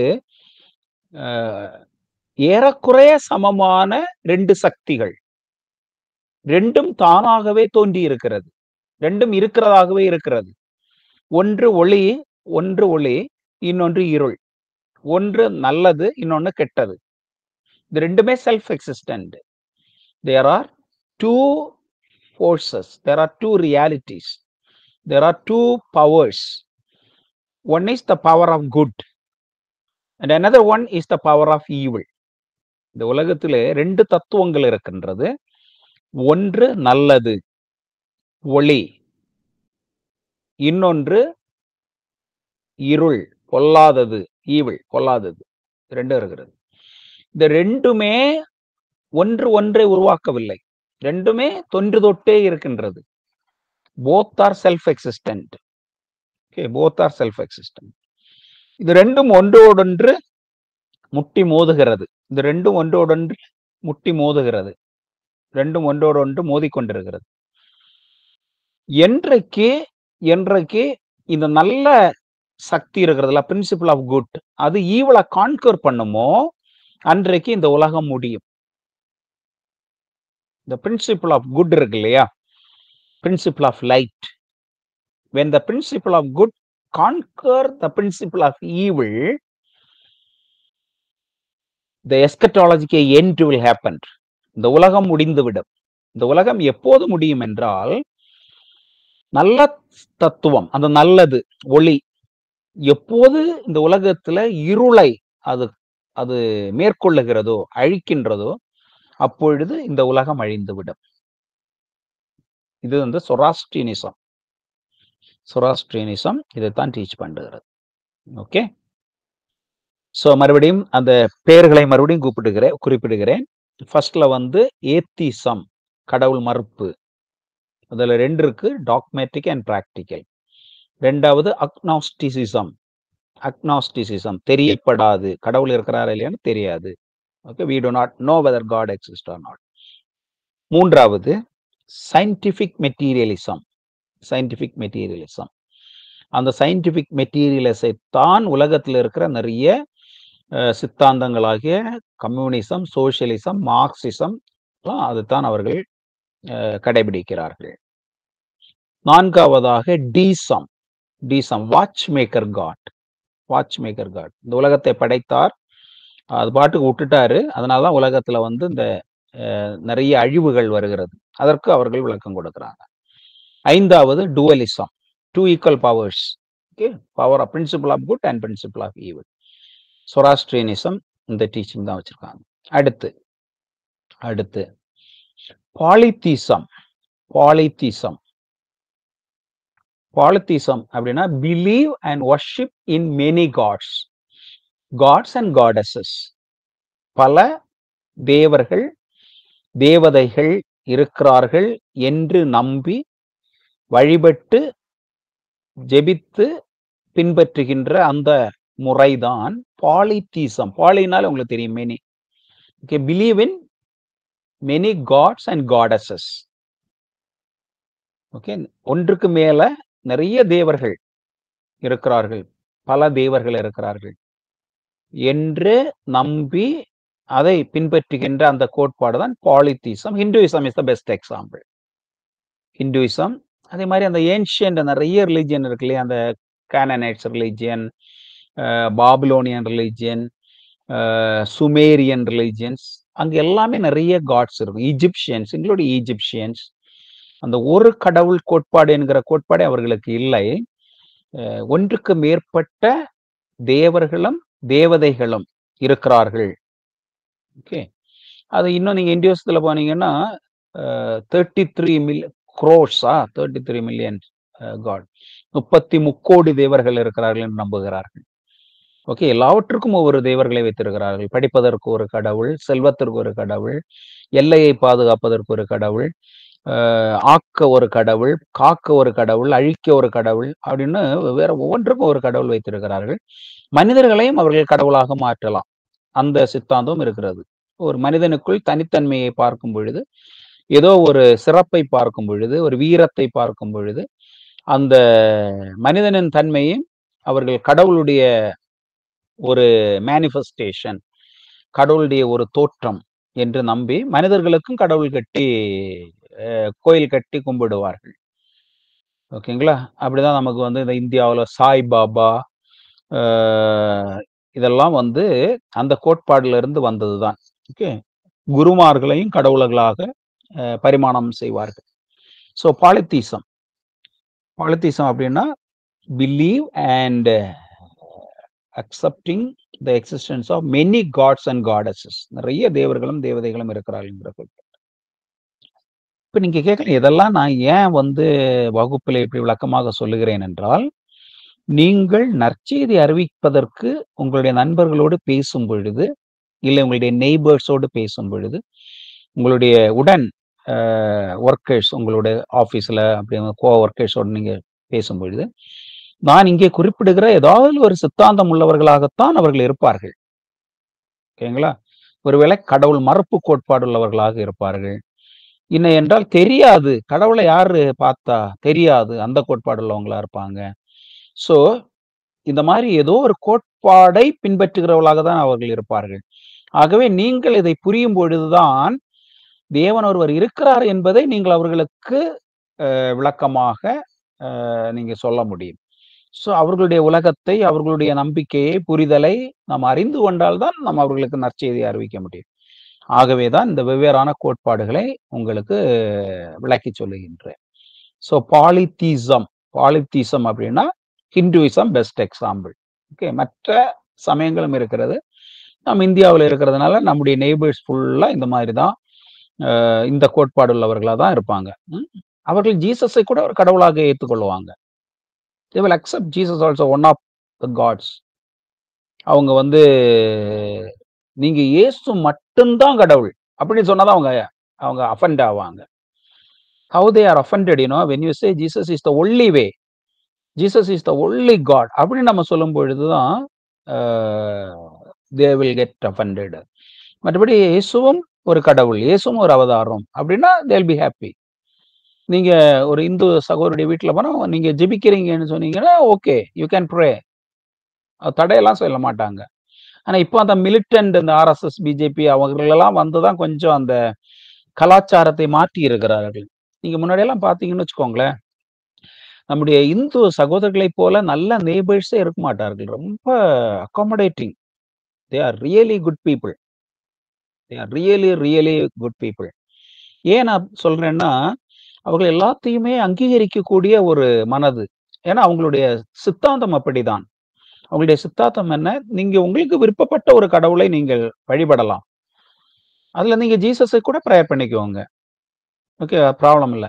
ஆனால் இயேசு மட்டும்தான் கடவுள் அப்படி நீங்க சொன்னீங்கன்னா தென் தே வில் பி ஹர்ட். ஏன்னா நமக்கு ஆண்டவர் அப்படிதான் வெளிப்படுத்தி கொடுத்திருக்கிறார், நானே வழியும் சத்தியம் ஜீவனமாக இருக்கிறேன். அதான் சுவிசேஷம். இப்ப அதை நம்ம சொல்லும் பொழுது அவர்களுக்கு வந்து அது ஏற்றுக்கொள்வதற்கு கொஞ்சம் கடினமாக அவர்கள் எண்ணுகிறார். Okay, so let's move on. So polytheism அப்படின்னா accepting and worshipping many gods, believing in the existence of many gods. நிறைய கடவுள்கள், தேவர்களும் தேவதைகளும், அங்கே ஃபீமேல் டீட்டிஸும் இருக்காங்க, நாட் ஓன்லி மேல் ஃபீமேல், தேவர்களும் தேவதைகளும் இருக்கிறார்கள், அந்த நம்பிக்கை. அதுக்கப்புறம் அடுத்தது பேன்தீசம். பேன்தீசம், PANTHEISM, பேன்தீசம். பேன்தீசம் பேன்தீசம் அப்படின்னா தூணிலும் துரும்பிலும் கடவுள், எல்லாம் கடவுள், எங்கும் கடவுள். அது ஒரு இந்தியாவில் உள்ள ஒரு சித்தாந்தம் தான் அது. அந்த இந்துசத்தினுடைய ஒரு school of thought. Swami Vivekananda, doctor Radhakrishnan, இவங்கெல்லாம் அதை தான் டீச் பண்ணாங்க, குறிப்பா விவேகானந்தா. ஓகே, அப்படின்னா பேன்தீசம் அப்படின்னா படைத்தவரையும் படைப்பையும் பிரிக்க முடியாது, படைப்பையும் படைத்தவரையும் பிரிக்க முடியாது, படைப்பும் படைத்தவரும் ஒன்றுதான், எல்லாமே ஒன்று, எங்கும் கடவுள், எல்லாம் கடவுள். இந்து நண்பர்கள் நிறைய பேர் இந்த சித்தாந்தம் உள்ளவர்களாக இருக்கிறார்கள். எல்லாம் கடவுள், எங்கும் கடவுள், தூணிலும் துரும்பிலும் கடவுள்.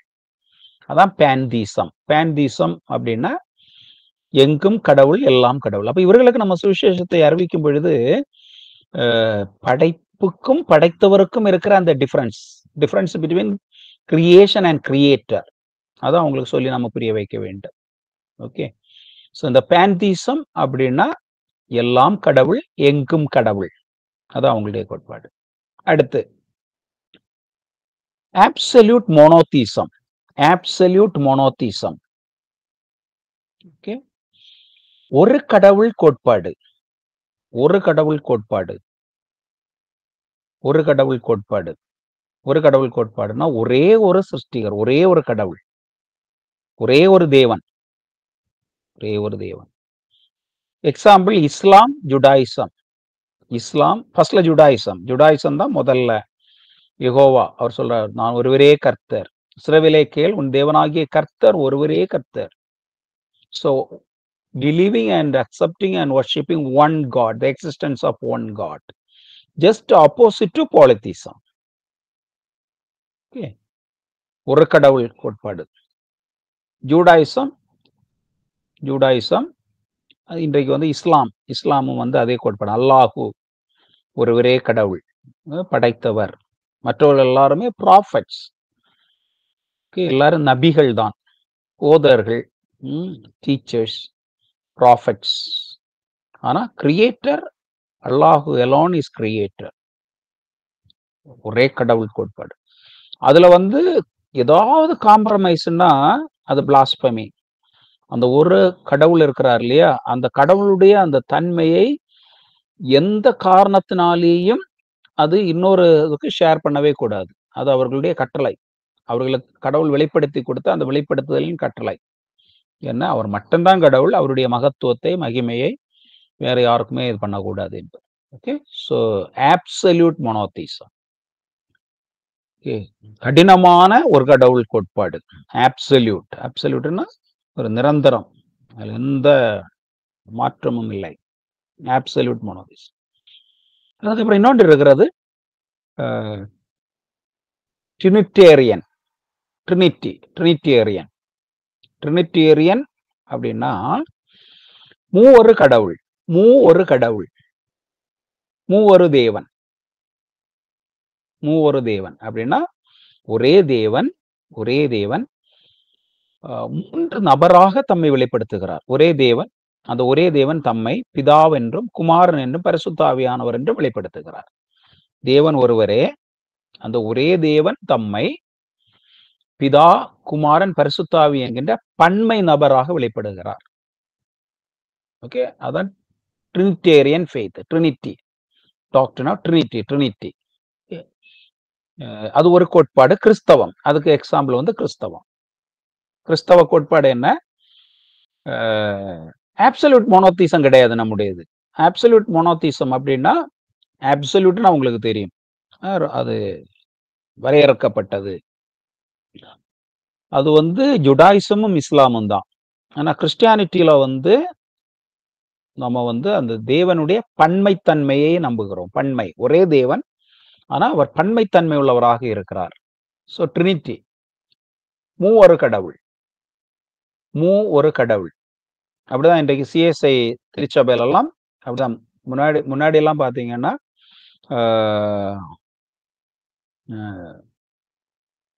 ட்ரினிட்டி அப்படின்னு சொல்லப்படும். நீங்க நிறைய சர்ச்சஸுக்கு வந்து பேர் கூட பார்த்துருப்பீங்க, Trinity church, Trinity CSI church அப்படின்னு பார்த்துருப்பீங்க.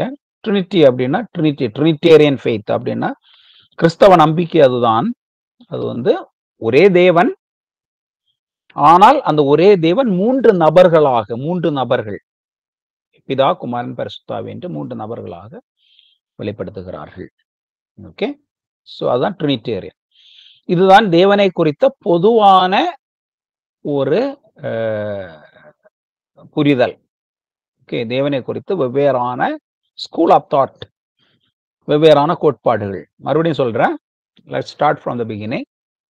Atheism, agnosticism, scientific materialism, deism, dualism, polytheism, pantheism, absolute monotheism, tritheism. Tritheism, Trinity. Tritheism போடாதீங்க, Trinity. Trinitarianism. You can say Trinitarianism. Okay. தமிழ்ல மூவர் கடவுள். Trinitarianism, மூவர் கடவுள்.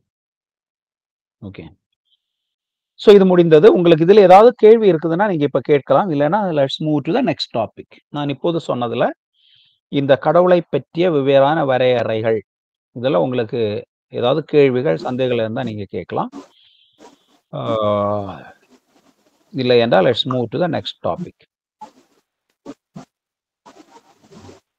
ஓகே, அடுத்த டாபிக். புத்தா இதுல ரெண்டு சொல்லுங்க ஐயா. புத்த மத கோட்பாடுல ரெண்டு சொன்னீங்களா, மகாயா, ஏனாயான்னு சொல்லிட்டு ரெண்டு விஷயங்கள், அது என்னன்னு எக்ஸ்பிளைன் பண்ணுவோம். மறுபடியும் கூட ரிப்பீட் பண்ணுங்க ஐயா. இப்ப ஒவ்வொரு எக்ஸாம்பிள் கொடுக்குறீங்க, ரெண்டு எக்ஸாம்பிள் கொடுத்தீங்க. ஹெனாயா புத்த மதம். ஓ, புத்த மதமாயா? புத்த மதம். ஆமா. Okay okay okay. இந்தியாவிலே தோன்றிய சில இறை கோட்பாடுகள் இருக்கின்றது. சில கடவுள் வரையறைகள், சில இறை கோட்பாடுகள் இருக்கிறது. அவைகளை ரெண்டாக தொகுக்கப்பட்டிருக்கிறது, கிளாசிஃபை பண்ணப்பட்டிருக்கிறது. ஓகே, ரெண்டு வகையாக வரையறுக்கப்பட்டிருக்கிறது. அது எப்படி வரையறுக்கப்பட்டிருக்கிறது என்றால், இந்தியாவில் இருக்கிற வேதங்கள், அந்த வேதங்களை அங்கீகரிப்பதையும் நிராகரிப்பதையும் மையமாக வைத்து வரையறுக்கப்பட்டிருக்கிறது, ரெண்டு வகைப்படுத்தப்பட்டிருக்கிறது. ஓகே, ஸோ அந்த 4 வேதங்கள் உங்களுக்கு தெரியும். ரிக்வேதா, சாமவேதா, ஜஜுர்வேதா, அதர்வேதா, 4 வேதங்கள். இந்த வேதங்களை அங்கீகரிக்கின்ற அந்த சித்தாந்தங்கள் ஆர்த்தடாக்ஸ் பிலாசபி அப்படின்னு சொல்லப்படுகிறது. வேதங்களின் அதிகாரத்தை மறுக்கிற அந்த வகையை ஹெட்டடாக்ஸ் அப்படின்னு சொல்லப்படுகிறது. மறுபடியும் ரிப்பீட் பண்றேன். இந்தியாவிலே உருவாக்கப்பட்டிருக்கிற சித்தாந்தங்கள், தத்துவங்கள், இந்தியாவின் தத்துவங்கள், இவைகள் 2 வகையாக வரையறுக்கப்பட்டிருக்கிறது, 2 பிரிவாக பிரிக்கப்பட்டிருக்கிறது.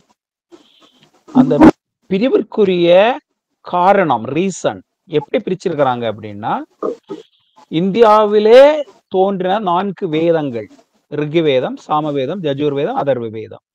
இந்த 4 வேதங்களின் அதிகாரத்தை அங்கீகரிக்கிற சித்தாந்தங்கள், அதை மறுக்கிற சித்தாந்தங்கள். கடவுள் அங்கீகரிக்கிறது, கடவுளை மறுக்கிறது இல்ல. ஓகே, வேதத்தின் அதிகாரத்தை அங்கீகரிக்கிறது, மறுக்கிறது. அதை மையமாக வைத்துத்தான் 2 வகையான அந்த பிரிவு உருவாகி இருக்கிறது. அதுல முதல் பிரிவு ஹெட்ரோடாக்ஸ். ஹெட்ரோடாக்ஸ் அப்படின்னா வேதத்தின் அதிகாரத்தை மறுதலிக்கிற கோட்பாடு, அந்த சித்தாந்தம். இன்னொன்று வேதத்தின் அதிகாரத்தை அங்கீகரிக்கிற அந்த சித்தாந்தங்கள். ஓகே, இப்ப ஹெட்ரோடாக்ஸ் வேதத்தின் அதிகாரத்தை மறுதலிக்கின்ற அந்த சித்தாந்தங்களிலே மிக முக்கியமாக மூன்று சித்தாந்தங்கள் இருக்கிறது. அதுல ஒன்று சார்வகாஸ். ரெண்டாவது புத்திசம். மூன்றாவது ஜெயினிசம். ஓகே, சோ அந்த சார்வகாஸ் அப்படின்னு சொல்லும் போது they are மெட்டீரியலிஸ்ட்னா எப்படி? புசி குடி மகிழ்ந்திரு, நாளைக்கு நீ மரித்து போவாய், ஆகவே நீ உன்னுடைய ஆத்மாவை பற்றி, உன்னுடைய ஃபியூச்சரை பற்றி, அதை பற்றி எல்லாம் யோசிக்காத, அனுபவி, மகிழ்ந்திரு, எப்ப வேணாலும் நீ சாகலாம், உயிரோடு இருக்கும்போது சந்தோஷமாயிரு. அதுதான் அந்த சார்வகா பிலாசபி. புத்தா பிலாசபி வேதத்தினுடைய புத்திசம் வந்ததே அந்த பிராமணிசத்துக்கு எதிராக தான் புத்திசமே உருவாகி இருக்கிறது. இந்த பிராமணர்களுடைய ஆதிக்கத்திற்கு எதிராகத்தான் புத்தா அந்த சமய கோட்பாடை உருவாக்குகிறார். புத்திசம் என்ன சொல்லுகிறது என்றால், மனிதனுக்கு ஆத்மா இருக்கிறது. ஓகே, ஆத்மா இருக்கிறது. இந்த ஆத்மா சிறைப்படுத்தப்பட்டிருக்கிறது. ஓகே, அடிமைப்படுத்தப்பட்டிருக்கிறது. அந்த அடிமைப்படுத்தப்பட்டிருக்கிறது எதனால் அடிமைப்படுத்தப்பட்டிருக்கிறது என்றால், ஈவில் டிசைர், ஆசைதான் எல்லாவற்றுக்கும், எல்லா கேடுக்கும் வேர், அந்த ஆசை.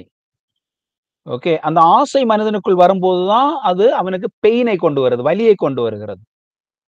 அவர் அரண்மனையில இருந்து ஊர் சுத்தி பார்க்க போறாரு. ஊர் சுத்தி பார்க்க போகும்போது முதல்ல ஒரு வயசான ஒருத்தங்களை அப்படியே கூனி நடக்கிறத பாக்குறாங்க. வாழ்க்கையில எவ்வளவு வலி, பெயின் அப்படின்னு அவரு டிஸ்டர்ப் ஆகுறாரு. அதுக்கப்புறம் கொஞ்சம் கூட போகும்போது ரொம்ப வியாதி பிடித்து மரிக்க போற சூழ்நிலையில இருக்கிற ஒருத்தங்களை பாக்குறாங்க. சோ சிக்னஸ்னால உடல்ல எவ்வளவு வலி ஒருத்தருக்கு வருது அதை பாக்குறாங்க. சோ முதுமையினால் வருகிற வலி, நோயினால் வருகிற வலி, அப்புறம் இன்னும் அவர் அப்படியே அவர் போறாரு. அவருடைய ஊரை சுத்தி பார்க்க போகும்போது ரொம்ப வறுமையினால் ஏற்படுகிற அந்த வலி, ஆகாரம் இல்லாமல் ஏற்படு அந்த வலி, வறுமையினால் வலி. அதுக்கப்புறம் ஒரு டெத்து, பரியலுக்கு எடுத்துட்டு போறாங்க, அடக்கம் பண்ணதுக்கு எடுத்துட்டு போறாங்க. ஒன்னு கத்தி அழுதுட்டு போறாங்க. அப்போ அந்த டெத்துனால வருகிற வலி. ஓகே, சோ இந்த பெயினுக்கு எப்படி நிவாரணம், வலி நிவாரணம் எப்படி? அதான் அந்த போதி மரத்தண்டையில போய் உட்கார்ந்து அந்த போதி மரத்துல அமர்ந்து அவர் தியானம் பண்ணுகிறார். தியானம் பண்ணும்போது அவருக்கு அந்த போதி மரத்துல இருந்து எலைட்டைன்மெண்ட் கிடைக்குது. என்ன எலைட்டைன்மெண்ட்னா, ஆசைதான் அந்த ஈவுளுக்கெல்லாம் அடிப்படை, இந்த பெயினுக்கு அடிப்படை இந்த துக்கத்திற்கு அடிப்படையாக இருப்பது மனிதனுடைய டிசைர். அப்ப இந்த டிசைரை அழிக்க வேணும், இந்த ஆசையை அழிக்க வேண்டும். அந்த ஆசையை அழிப்பதற்கு அவர் 8 பாத்ஸ். ஓகே, நல்ல சிந்தனை, நல்ல உணவு பழக்கம், நல்ல தூக்கம், நல்ல உடற்பயிற்சி, இப்படி ஒரு 8 சொல்றாரு. Okay, right thinking, right contact, right behaviour, right sleep, right conversation, இந்த மாதிரி ஒரு 8 எல்லாம் ரைட் அப்படி நம்ம அதை பிராக்டிஸ் பண்ணும் பொழுது நம்ம என்ன பண்ணுவோம் என்றால், நமக்கு இருக்கிற அந்த ஈவில் டிசைர் நம்மளை விட்டு போகும்போது நம்ம என்ன பண்ணுவோம்னா, நிர்வாணா அப்படின்னு சொன்னா, ஆசையிலிருந்து ஆத்துமா விடுதலை பெற்று ஃப்ரீ ஆயிரும். ஓகே. பெயின் ரிலீஸ் ஆயிரும். பெயின் வராது. ஆத்மாவுக்கு பிறகு பெயின் வராது. அதான் வந்து அந்த நிர்வாணா என்பது. ஆனா கடவுளிடத்துல போய் சேர்றது இல்ல. அங்கதான் ஹிந்துயிசத்துக்கும் புத்திசத்துக்கும் இருக்கிற டிஃபரன்ஸ். ஹிந்துஸ் என்ன சொல்றாங்கன்னா, ஆத்மாவும் பிரம்மாவும் ஒண்ணு. அகம் பிரம்மாஸ்மி. ஓகே. அதான் அந்த ஹிந்து மதத்தினுடைய ஒரு உயர்ந்த ஒரு தத்துவம் என்பது ஆத்மனும் பிரம்மாவும் ஒன்று. அப்படின்னா பிரம்மானா கிரியேட்டர் காட், ஆத்மா அப்படின்னு சொன்னா மனிதனுக்குள்ள இருக்கிற ஆத்மா. இந்த ஆத்மாவும் பிரம்மாவும் ரெண்டல்ல ஒன்றுதான். இது ரெண்டாக தோன்றுவது வந்து அவித்யா, இக்னரன்ஸ். ஓகே. அது அவங்களுக்கு தெரியல. அவங்கதான் கடவுளுடைய ஒரு மேனிஃபெஸ்டேஷன். அவர்களுக்குள் ஒவ்வொரு மனிதனுக்குள்ள இருக்கிற ஆத்மா கடவுளுடைய ஒரு தோற்றம் என்பது மக்கள் அறியாமல் இருக்கிறார்கள். மாயை அவர்களை சூழ்ந்திருக்கிறது. ஓகே. இந்த மாயையிலிருந்து மக்கள் விடுதலை பெறும் பொழுது மறுபிறப்பு என்கிற புனர்ஜென்மா என்பது மறுபடியும் பிறக்கிறது. ஒரு மனிதன் மறுபிறவி எடுத்து மறுபடியும் பிறப்பான். அப்ப அப்படி பிறக்கும் பொழுது அவனுக்கு வந்து என்ன ஆகுது என்றால், அவனுக்கு வந்து அந்த மோட்சா என்கிற அந்த நிலை அடையாமல் போகிறான். சைக்கிள் ஆஃப் ரீபர்த், கர்ம சம்சாரா, சைக்கிள் ஆஃப் ரீபர்த். அப்ப இதுல இருந்து அவன் ரிலீஸ் பண்ண வேண்டும் என்று சொன்னால் அதுக்கு 3 மார்காஸ், ஞான மார்க்கா, பக்தி மார்க்கா, கர்ம மார்க்கா. அந்த ஞான மார்க்கா தான் மெயினான மார்க்கா. அந்த ஞான மார்க்கா அப்படின்னு சொன்னா மனிதன் அவனே உணர்கிறான், நான் தான் பிரம்மா என்று அவன் உணரும் பொழுது, அந்த அறிவு அவனுக்கு வரும் பொழுது அவன் மறுபடியும் பிறக்க மாட்டான். அந்த பிரம்மாவுல போய் அவன் அப்படியே மெர்ஜ் ஆயிடுவான். நதி நீர் கடல்ல போய் கலக்கிற மாதிரி, நதியில இருக்கிற நீர், ஆற்று நீர் கடல்ல போய் கலக்கிற மாதிரி மனிதனுடைய ஆத்மா பிரம்மத்துல போய் மெர்ஜ் ஆயிரும், ஒன்றாயிரும். ஓகே. மறுபடியும் பிறக்க மாட்டான். ஓகே. இந்த ஞானம் அவங்களுடைய கோட்பாடின்படி அது யாருக்கு தான் அதிகமாக கிடைக்க வாய்ப்பு இருக்கும் என்று சொன்னால், பிரம்மாவனுடைய தலையிலிருந்து தோற்றுவிக்கப்பட்டவர்கள், அவர்களுக்கு வாய்ப்பு அதிகம் அப்படின்னு அவர்கள் நம்பினார்கள். சோ அங்க பிரம்மா இருக்கிறாரு. எங்க ஹிந்துயிசத்துல வந்து பாத்தீங்கன்னா பிரம்மம் இருக்கிறது. ஆத்மனும் பிரம்மனும் ரெண்டல்ல ஒன்று. அதை புரிவதுதான் ரியலைசேஷன், இல்லைன்னா சால்வேஷன், இல்லைன்னா முக்தி, இல்ல மோக்ஷான்னு சொல்றாங்க. அந்த முக்தி மோட்சா என்று சொல்லும் பொழுது ரெண்டல்ல ஒன்று. பிரம்மத்துல போய் மெர்ஜ் ஆயிடுறாங்க, மறுபிறப்பு இல்லாமல் போயிடுது. ஆனா புத்திசத்துல அப்படி இல்லை. புத்திசத்துல போய் அந்த பிரம்மத்துல மெர்ஜ் ஆகிற மாதிரி இல்லை. அந்த சிறையிருப்பிலிருந்து, வலியிலிருந்து, வலி இருக்கு இல்லையா, அந்த வலியிலிருந்து அந்த துக்கத்துல இருந்து அந்த ஆத்மா ரிலீஸ் ஆகுது. அது உயிரோடு கூட இழுக்கும் பொழுது வலி இல்லாமல் வாழ முடியுது. அவங்களுக்கு முதுமை அடைந்தாலும் அவங்க வலி அவர்களை மேற்கொள்ளாது. Because they are released from pain. Okay. அதுக்கப்புறம் வந்து அவங்க இயற்கையோடு மெர்ஜ் ஆயிடுறாங்க, அவ்வளவுதான். பிரம்மத்துல போய் சேர்ற மாதிரி எல்லாம் கிடையாது புத்திசத்துல. ஆனால் நான் முதல்ல சொன்ன மாதிரி அந்த புத்திசம் ரெண்டாக பிரிகிறது. ஹீனயானம், மகாயானம் அப்படின்னு ரெண்டா பிரிகிறது. அதுல அந்த ஒரு குரூப் ஹீனயானம் அவங்க என்ன பண்றாங்கன்னா, புத்தாவை கடவுளாக வழிபடுகிறார்கள். புத்தா தான் கடவுள் அப்படின்னு புத்தா இடத்த ப்ரேயர் பண்ணா பிளெஸ் கிடைக்கும், பிளஸ்ஸிங் கிடைக்கும் அப்படின்னு சொல்லி அவங்க நம்புறாங்க. Okay. That is Buddhism. Clear? அடுத்த டாபிக் போலாமா நம்ம? ஐயா உங்களுக்கு ஓகே? ஐயா உங்களுக்கு உங்களுடைய क्वेश्चन ஆன்சர் பண்ணினேனா? Thank you pastor, thank you, clear ஆயிடுச்சு. thank you. Okay, thank you. அடுத்த டாபிக் தேவன் ஒருவர் இருக்கிறார் என்று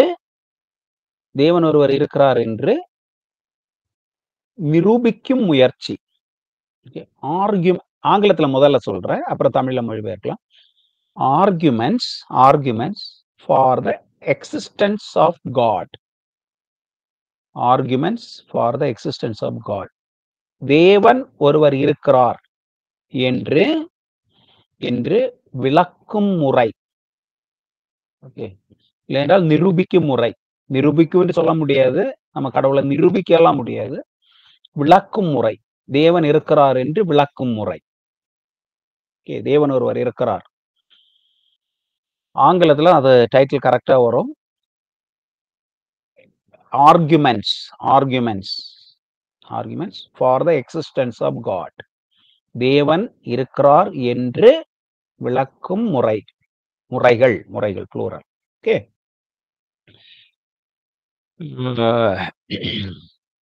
நீங்க இறையியலை ஒரு சரித்திர கண்ணோட்டத்துல, சரித்திர பிரிவுகளாக பிரித்து படிக்கும் பொழுது, வெவ்வேறு சரித்திர பிரிவாக, ஹிஸ்டரி படிக்கும் போது கூட நம்ம அப்படிதான் படிக்கிறோம். Ancient history, middle age history, modern history, post modern history, அப்படிதான் படிக்கிறோம் இல்லையா? அதே மாதிரி ஹிஸ்டாரிக்கல் தியாலஜின்னு நாங்க சொல்லுவோம். சரித்திரத்துல இந்த இறையியல் உருவானது. அது வந்து கிளாசிக்கல் பீரியட்னு ஃபர்ஸ்ட் பீரியடா சொல்லுவோம், கிளாசிக்கல் எரா. ஓகே, முதல் 5 நூற்றாண்டுகள், 1ஆம் நூற்றாண்டுல இருந்து 5ஆம் நூற்றாண்டு வரைக்கும் அந்த பீரியடை வந்து கிளாசிக்கல் எரா, ஏர்லிக் தியாலஜி. ஓகே, அதுக்கப்புறம் ஒரு 6ஆம் நூற்றாண்டுல இருந்து ஒரு 14ஆம் நூற்றாண்டு வரைக்கும் உள்ள அந்த இறையியலை மிடில் ஏஜ் அப்படின்னு சொல்லுவோம். அதுக்கப்புறம் அந்த 14, 15, 16 அந்த நூற்றாண்டுகளை ரிஃபர்மேஷன் எரா அப்படின்னு சொல்லுவோம். அதுக்கப்புறம் 18ஆம் நூற்றாண்டுல இருந்து 20ஆம் நூற்றாண்டு வரைக்கும் மாடர்ன் பீரியட், மாடர்ன் எரா, நவீன இறையியல். அதுக்கப்புறம் 21ஆம் நூற்றாண்டு போஸ்ட் மாடர்ன் பீரியட். இந்த காலகட்டத்துக்கு போஸ்ட் மாடர்ன் அப்படின்னு சொல்லுவோம். ஓகே,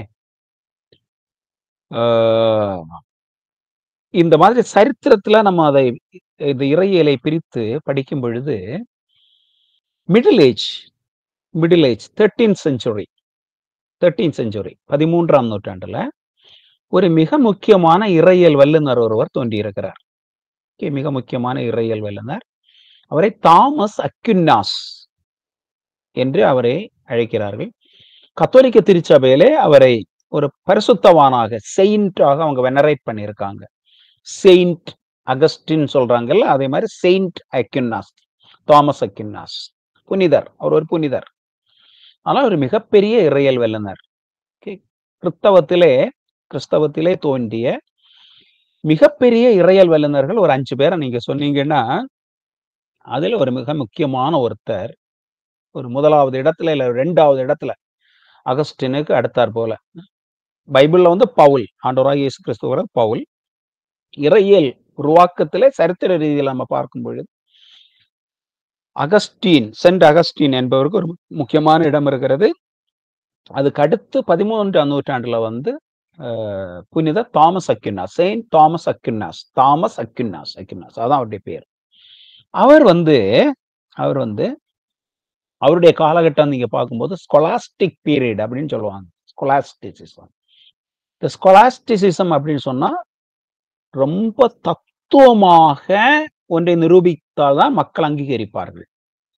இன்றைக்கு நீங்க பார்க்கும் பொழுது, இந்த காலகட்டத்துல நீங்க பார்க்கும் பொழுது, இது வந்து டெக்னிக்கல் எரா, ரொம்ப டெக்னாலஜி, இதெல்லாம் வந்து அந்த டெக்னாலஜிக்கலா தான் காடிங் எரா. அது இப்போ அந்த காடிங் எராவே போய் இப்போ அடுத்து வந்து ஆர்டிஃபிஷியல் இன்டெலிஜென்ட். இந்த ஆர்டிஃபிஷியல் இன்டெலிஜென்ட்லயே இப்போ நீங்க பார்த்தீங்கன்னா அதுக்கு அடுத்த ரொம்ப அட்வான்ஸ்டாகவே அந்த ஏஐயே ரொம்ப அட்வான்ஸ்டா போயிருக்கு. இந்தியாவில எல்லாம் இன்னும் வரல. மற்ற சில நாடுகளில், இப்போ சைனா, அமெரிக்கா போன்ற நாடுகளில் இந்த ஏஐ டெக்னாலஜியே அதுலேயே ரொம்ப அட்வான்ஸ்டாகவே அவங்க அதை டெவலப் பண்ணிட்டு இருக்காங்க. ஸோ இந்த காலகட்டம் என்று சொல்வது ஏஐ எரா. ஓகே, ஏஐ எரா டெக்னாலஜி, அதுலேயே ஆர்டிஃபிஷியல் இன்டெலிஜென்ட், அதான் இந்த எரா. ஸோ இந்த மாதிரி வந்து நிறைய ரெவல்யூஷன்ஸ் நடந்திருக்கிறது இல்லையா? இண்டஸ்ட்ரியல் ரெவல்யூஷன், சயின்ஸ் ரெவல்யூஷன் எல்லாம் ஹியூமன் ஹிஸ்டரியில் உருவாகி இருக்கிறது. அதுல ஒரு முக்கியமான ஒரு கல்வி கலாச்சார உருமாற்றம் வந்து மிடில் ஏஜ்ல தான் வந்திருக்கு. மிடில் ஏஜ் அப்படின்னு நான் சொல்லும்போது உங்களுக்கு தெரியும், அந்த 6ஆம் நூற்றாண்டுல இருந்து அந்த 13ஆம் நூற்றாண்டு, 14ஆம் நூற்றாண்டு வரும். அந்த 11, 12, 13 அந்த நூற்றாண்டுகளை ஸ்கொலாஸ்டிக் எரா, ஸ்கொலாஸ்டிசிசம் அப்படின்னு சொல்லுவாங்க. அப்போ எல்லாம் தத்துவமாக விளக்க வேண்டும். தத்துவமாக விளக்கினால்தான் மக்கள் அதை அங்கீகரிப்பார்கள். ஓகேங்களா? இப்ப இந்த காலகட்டத்துல இந்த தாமஸ் அக்வினாஸ் என்பவர் கடவுள் இருக்கிறார் என்று நிரூபிப்பதற்கு சில ஆர்குமெண்ட்ஸ், சில விளக்கங்கள் அவர்கள் தொகுத்து உருவாக்கி இருக்கிறார்கள். தாமஸ் அக்வினாஸ் என்கிற அந்த இறையியல் வல்லுனர் ஸ்காலாஸ்டிக் பீரியட்ல, ஸ்காலாஸ்டிக் பீரியட்ல, மிடில் ஏஜ்ல 13ஆம் நூற்றாண்டுல உருவாக்கி இருக்கிறார். அதுக்கு பிற்பாடும் அதுக்கு முன்னாடியும் கடவுள் இருக்கிறார் என்கிற அந்த கோட்பாடுகள் ஒரு சில இறையியல் வல்லுநர்கள் உருவாக்கி இருக்கிறார்கள். இப்ப செயின்ட் ஆகஸ்டின், அதுக்கப்புறம் ஆன்சலம் என்கிற ஒரு ஊழியக்காரர். ஆனால் அதுக்கு பிற்பாடு நீங்க பாத்தீங்கன்னா, இந்த அக்வினாஸுக்கு பிறகு நீங்க பாத்தீங்கன்னா நிறைய தத்துவ ஞானிகள், நிறைய தத்துவ ஞானிகள் அவர்கள் கடவுள் இருக்கிறாரா இல்லையா என்பதை தத்துவ ரீதியிலே ஆராய்ந்து நிறைய கண்டுபிடிப்பல்களை, விளக்கங்களை கொடுத்திருக்கிறார்கள். அதில் நிறைய பேர் இருக்காங்க. நீங்க பாத்தீங்கன்னா, இப்போ இம்மானுவேல் கேண்ட் என்கிற ஒரு ஜெர்மன் பிலாசபர் இருக்கிறார், ஹெகேல் என்கிற ஒருத்தர் இருக்கிறாரு. இந்த மாதிரி நிறைய பேர் இருக்காங்க. ஓகேங்களா? ஸோ அவங்கெல்லாம் நிறைய தத்துவ ஞானிகள். அதுல மிக முக்கியமானவர் தாமஸ் அக்வினாஸ். அவர் ஒரு சில ஆர்குமெண்ட்ஸை சொல்றாரு. அதுல ஒரு 2-3 ஆர்குமெண்ட் நமக்கு தெரிந்ததுதான். ஆனால் இறையியல் படிக்கும் பொழுது இது ரொம்ப முக்கியமாக கற்பிக்கப்படுகிறது. அதுல ஃபர்ஸ்ட் காஸ்மாலஜிக்கல் ஆர்குமெண்ட் அப்படின்னு சொல்றோம். காஸ்மாலஜிக்கல் ஆர்குமெண்ட், காஸ்மாலஜினா உங்களுக்கு தெரியும், உலகம், உலகத்தை மையமாக வைத்து கடவுள் இருக்கிறார் என்று விளக்குவது. ஓகே, உலகத்தை மையமாக வைத்து கடவுள் இருக்க, காஸ்மாலஜிக்கல் ஆர்குமெண்ட். ஆங்கிலத்துல காஸ்மாலஜின்னு உங்களுக்கு தெரியும்,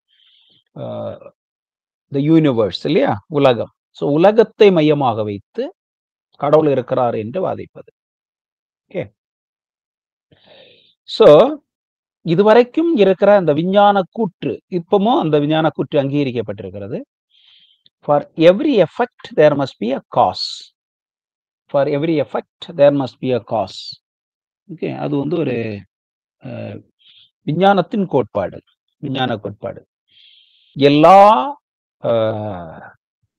வினைக்கும் ஓர் அடிப்படை இருக்க வேண்டும், ஒரு காஸ் இருக்க வேண்டும். For every effect there must be a cause. எல்லா வினைக்கும் ஒரு அடிப்படை இருக்க வேண்டும், ஒரு காஸ் இருக்க வேண்டும். ஓகே, இதுதான் அந்த விஞ்ஞான கோட்பாடு. For every effect there must be a cos.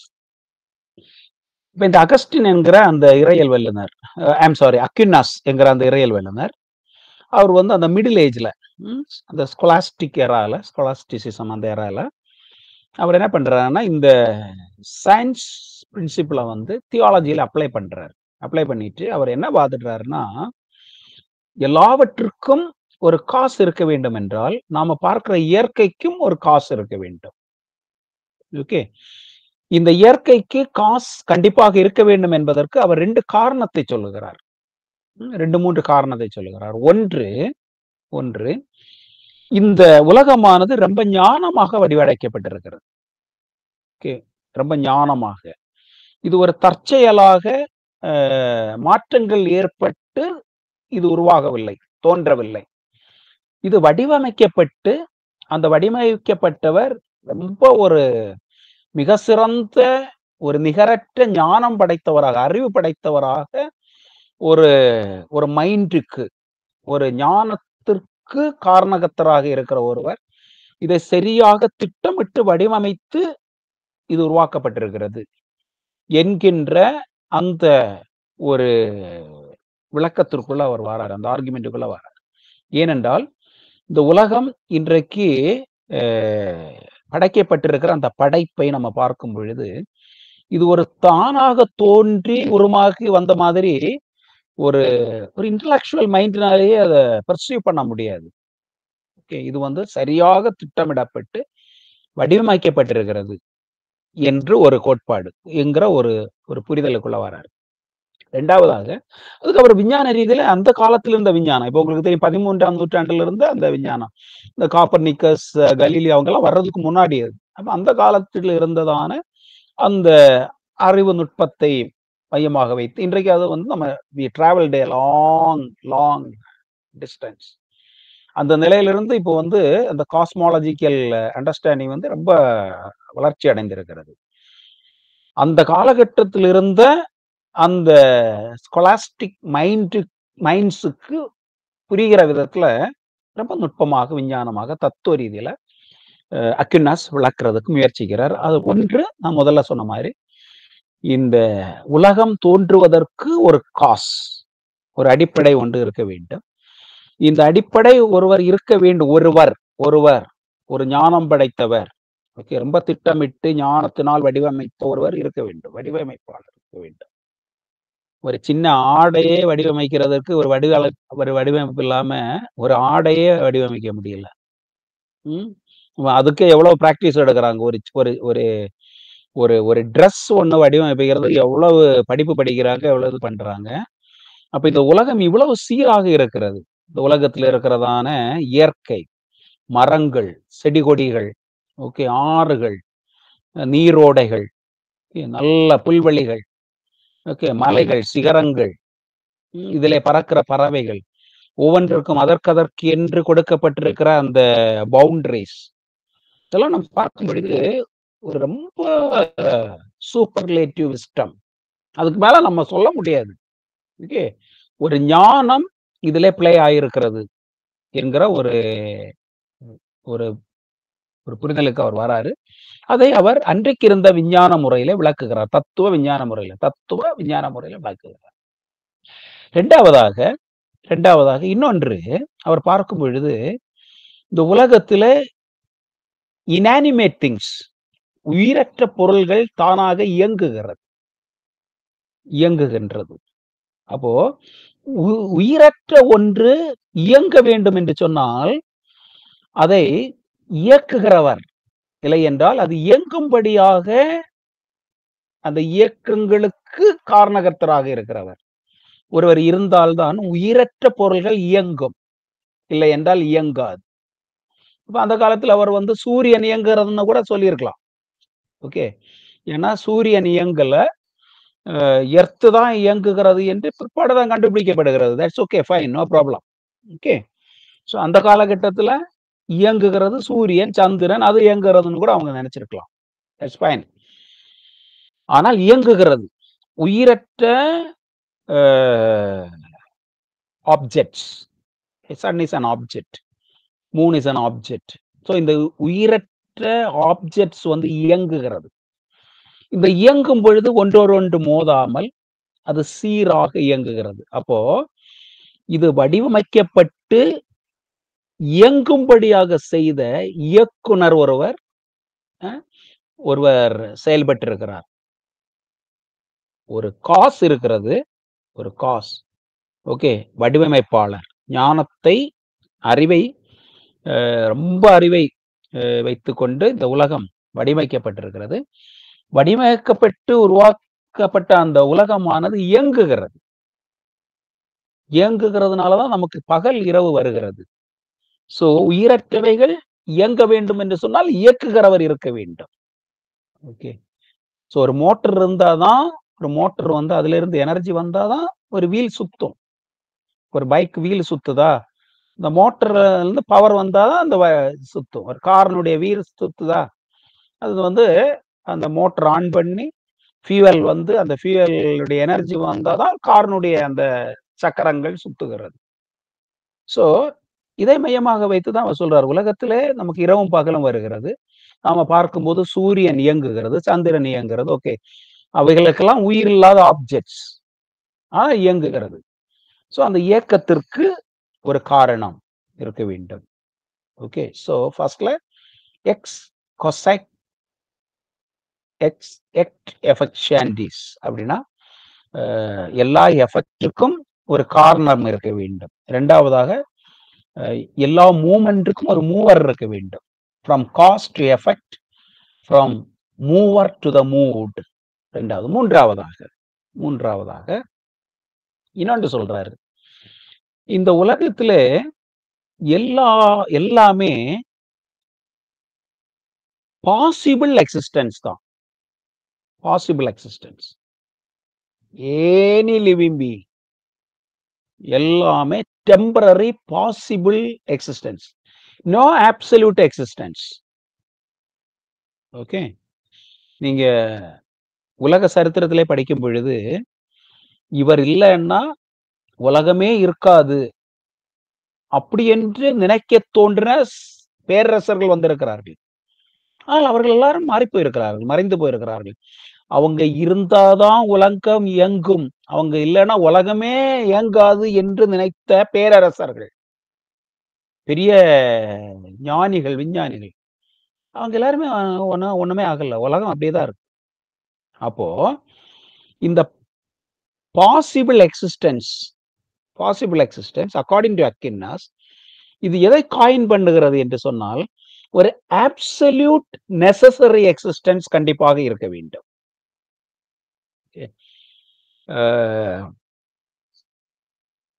இந்த உலகத்துல நீங்க பார்க்கும் பொழுது ஒரு நிரந்தரமான ஒருத்தர் இருந்தாதான், இல்ல ஒன்று இருந்தாதான் இந்த உலகம் இயங்கும் அப்படின்னு நம்ம சொல்ல முடியாது. நரேந்திர மோடி இல்லைன்னா அடுத்து ராகுல் காந்தி வர போறாரு, ராகுல் காந்தி இல்லைன்னா இன்னொருத்தர் வர போறாரு.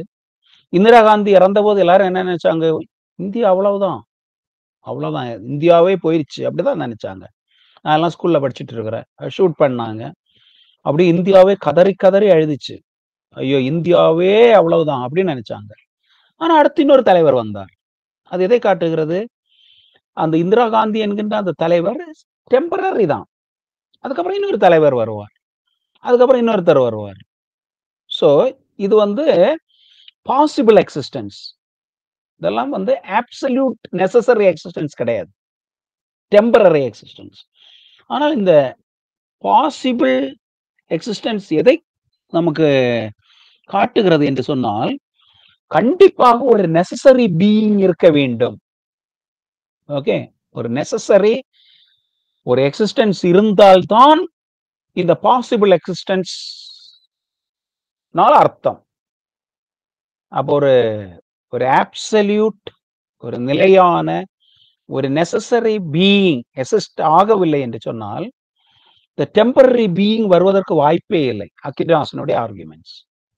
ஓகே, ஒரு எஃபெக்ட் இருந்தா, ஒரு காசு இருந்தா தான் எஃபெக்ட் வரும், ஒரு மூவர் இருந்தாதான் மூவ் ஆகும், ஒரு நெசசரி எக்ஸிஸ்டன்ஸ் இருந்தாதான் பாசிபிள் எக்ஸிஸ்டன்ஸ் உருவாகும். அடுத்து ஒண்ணு கூட சொல்றாரு. ஓகே, இன்னொன்னு என்ன சொல்றாருன்னா, நாம இந்த உலகத்துல when we look at the existence, நம்ம கம்பேரிட்டிவா தான் நம்ம பேச முடியும். we cannot say use superlative என்கிற ஒரு டென்ஸ் நம்ம யூஸ் பண்ணவே முடியாது. ஓகேங்களா, எல்லாம் கம்பேரிட்டிவ் தான். நீங்க he is the wisest man in the world. Einstein was a wisest person during his era அப்படின்னு நம்ம சொல்றோம்னா அது ஒரு கம்பேரிட்டிவ் தான். ஒரு காலகட்டத்துல வாழ்ந்தவர்கள அவருடைய ஐக்கியூ அதிகமாக இருந்துச்சு அப்படின்னு நம்ம சொல்றோம். It is comparative. நம்ம Einstein is the most wisest அப்படி சொல்ல முடியாது. ஓகேங்களா, சோ அவர் அகினாஸ் என்ன சொல்றாருன்னா, நம்ம இந்த உலகத்துல கிரேட்ஸ் ஆஃப் கம்பேரிசன் தான். ஆனா always there is one place reserved for superlative. Okay, the beautiful அப்படி நம்ம சொல்றோம். the beautiful, அந்த the beautiful எப்படி வருதுன்னா, இருக்கிறதுல கம்பேர் பண்ணி the beautiful, அதுக்கு மேல ஒரு பியூட்டி இல்லைன்னு அர்த்தம் கிடையாது. நீங்க அதை யோசிச்சீங்கன்னா I think you will grasp it.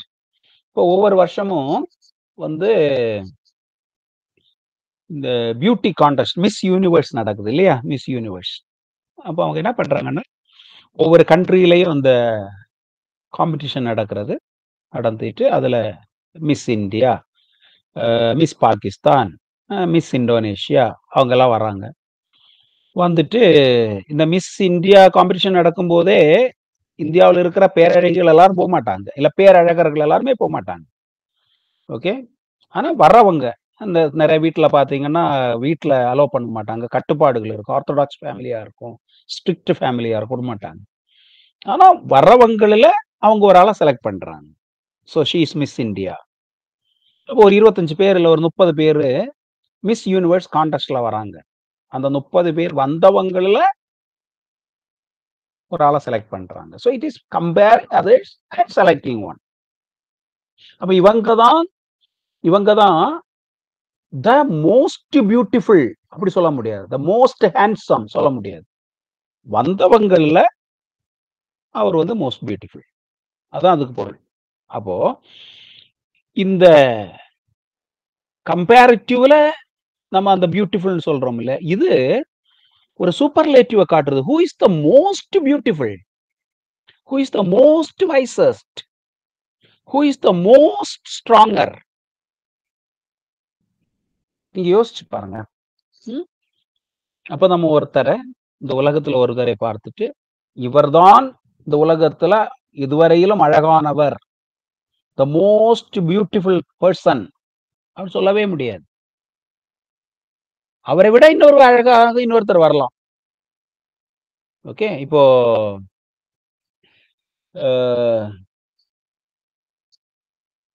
முதல்ல சொன்னதான் இப்போ ஐன்ஸ்டீன் இருந்தாரு. Einstein was a very intellectual scientific person. அடுத்து வந்து ஐன்ஸ்டீனை விட ஐக்கியூ உள்ள இன்னொருத்தர் வந்து அடுத்து வரலாம், இப்ப கூட இருக்கலாம். At present there must be people. இப்ப இந்த இதெல்லாம் சிப்பெல்லாம் உருவாக்குறாங்கல்ல, அந்த இதுல பிரெயின் சிப்பெல்லாம் உருவாக்குறாங்கல்ல, அவங்கெல்லாம் வந்து they may be more intellectual than Einstein. ஐன்ஸ்டீனை காட்டிலும் ஐக்கியூ உள்ளவர்கள் இருக்கலாம் இன்றைக்கு. ஸோ நான் என்ன சொல்ல வரேன்னா, அப்போ இது வந்து அந்த கம்பேரிட்டிவ்ல தான் வந்து இவர் சூப்பர் அப்படின்னு நம்ம சொல்றோம். ஓகே, ஹி சூப்பர் ஸ்டார் அப்படின்னு சொல்றோம். ஏன் அவர் சூப்பர் ஸ்டார் நம்ம சொல்றோம்னா, among others he is the best. Okay, but we cannot say he is the best அப்படி சொல்ல முடியாது. ஏன்னா அவரை விட சிறந்தவர் இன்னும் அடுத்து வரலாம், இல்ல அவரை விட சிறந்தவர் அதுக்கு முன்னாடி காலகட்டத்தில் இருந்திருக்கலாம். So it's all comparative. இது எதை காட்டுகிறது என்று சொன்னால், இன்கம்பேரபிள், கம்பேர் பண்ண முடியாத ஒரு சூப்பர்லேட்டிவ் ஒருவர் இருக்கிறார், ஒன்று இருக்க வேண்டும். Okay, so all others are comparative. So there must be one who is superlative. Okay, the highest in wisdom, the highest in beauty, the highest in strength. So we call him as God. So இது அக்யுனாஸினுடைய argument. இந்த 4 தத்துவ விஞ்ஞான கோட்பாடை எடுத்து இதை மையமாக வைத்து கடவுள் என்பவர் ஒருவர், தேவன் என்பவர் ஒருவர் கண்டிப்பாக இருக்க வேண்டும் என்று அவர் விவாதிக்கிறார். ஓகே, அக்யுனாஸ் இயற்கையிலே விஞ்ஞான தத்துவ கோட்பாடுகளை எடுத்து அதை மையமாக வைத்து கடவுள் இருக்கிறார் என்று விளக்குகிறார். அது ஃபர்ஸ்ட் வந்து காஸ்மாலஜிக்கல் ஆர்குமெண்ட் சொன்னேன். இந்த காஸ்மாலஜிக்கல் ஆர்குமெண்ட்ல ஒரு 4 காரணியை எடுக்கிறார். ஒன்று விஞ்ஞான கோட்பாடாகிய காஸ் அண்ட் எஃபெக்ட்.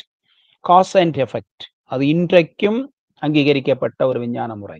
என்னது, ஒரு எஃபெக்ட் வேணும்னா காஸ் வேணும், without cause there must be no effect. Okay, அதை இந்த உலகத்தோடு ஒப்பிடுகிறார். இந்த உலகம் உருவாக்கப்பட்டிருக்க வேண்டும் என்றால் ஒரு first cause. he called the first cause is God. Okay, inanimate things, உயிரற்ற ஆப்ஜெக்ட்ஸ் மூவ் ஆகிறது, அதற்கு ஒரு பிரைம் மூவர் வேணும். who is this prime mover? he tells God is the prime mover. மூன்றாவதாக, இந்த உலகத்துல யாரும் நிலையாக ஓகே எக்ஸிஸ்ட் ஆகிறது இல்லை, எல்லாம் temporary existence. All possible existence, there is no necessary existence. நான் இந்த உலகத்துல இல்லைனாலும் இந்த உலகத்துல ஒன்றும் வரப்போறதில்லை, ஒன்றும் நடக்க போறதில்லை. இந்த உலகத்துல யாரும் இல்லைனாலும் இந்த உலகத்துக்கும் ஒண்ணுமே நடக்க போறது இல்லை.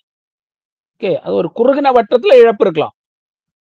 ஓகே, இந்த குறுகின வட்டத்துல தான் அந்த இழப்பு இருக்கலாம். பட் அது வந்து நிவர்த்தி செய்யப்பட முடியாததான். நிவர்த்தி செய்யப்படாத ஒரு இவர் இல்லைன்னா இயற்கையை அழிஞ்சிரும் அப்படின்னு நம்ம சொல்ல முடியாது. யாரையுமே சொல்ல முடியாது. அலெக்சாண்டர் இல்லைன்னா அசோகா வர போறாரு, அசோகா இல்லைன்னா அக்பர் வர போறாரு, அக்பர் இல்லைன்னா அடுத்து பாபர் வர போறாரு. So it's all temporary. Narendra Modi இல்லையா ஒருத்தர் வர போறாரு. So it's all temporary. அது எதை காட்டுகிறது என்றால் there must be a necessary existence. Who is that necessary being? That necessary being is God.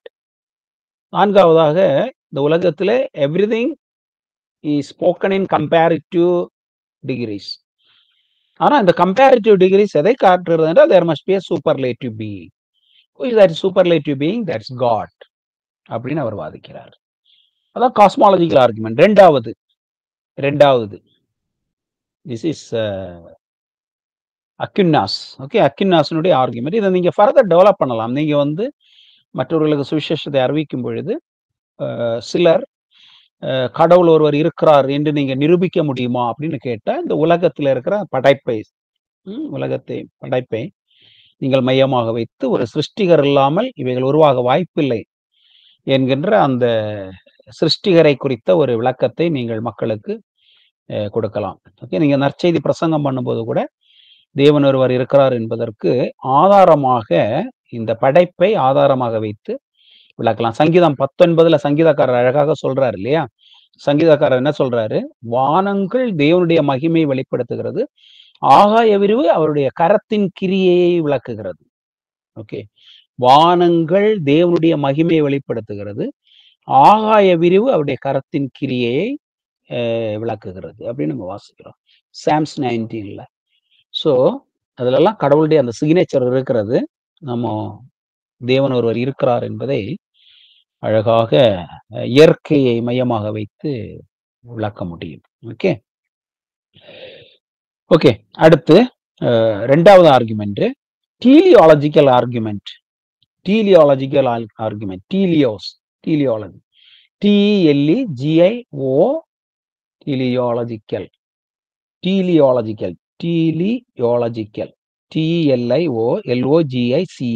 teleological argument விளக்குகிறேன். அது இதை உருவாக்கின அந்த இறையல் வல்லுனர் அவர் யார் என்றால் Saint Anselm of contemporary.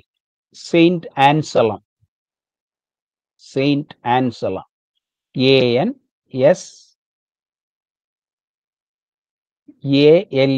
Anselm, Saint Anselm, ANSALEM, Saint Anselm of contemporary.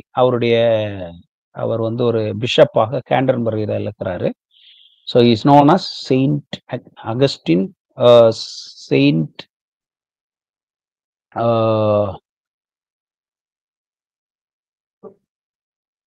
Anselm, Saint Anselm from Canterbury. Anselm, Saint Ansalam.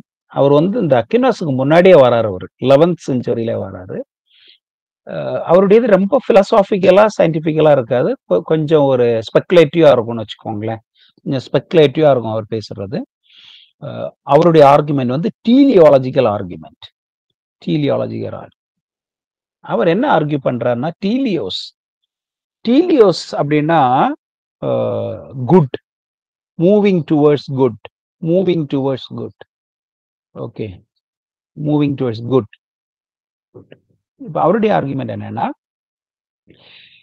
இந்த உலகத்திலே நம்ம பார்க்கிறதான ஒவ்வொன்றும் ஒரு வளர்ச்சிக்கு நேராக, முன்னேற்றத்துக்கு நேராக, பூரணத்திற்கு நேராக மூவாய் கொண்டே இருக்கிறது. நீங்க கற்கால மனிதர்களை பார்த்து, அதுக்கப்புறம் அந்த ஒவ்வொரு காலகட்டத்திலையும் அந்த நியாண்டர்தால் மேன், அதுக்கப்புறம் old stone age, new stone age, அதுக்கப்புறம் அயன் ஏஜ், அதுக்கப்புறம் அந்த ஒவ்வொரு ஏஜ்லையும் நீங்க அந்த மனுக்குலத்தை மட்டுமல்ல, இயற்கையை எல்லாவற்றையும் நீங்க பார்க்கும் பொழுது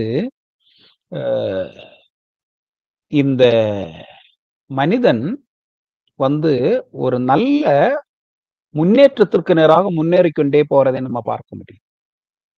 okay, so man and all creation is moving towards a good end. டீலியோஸ் அப்படின்னா டுவர்ட்ஸ் எ குட் எண்ட்.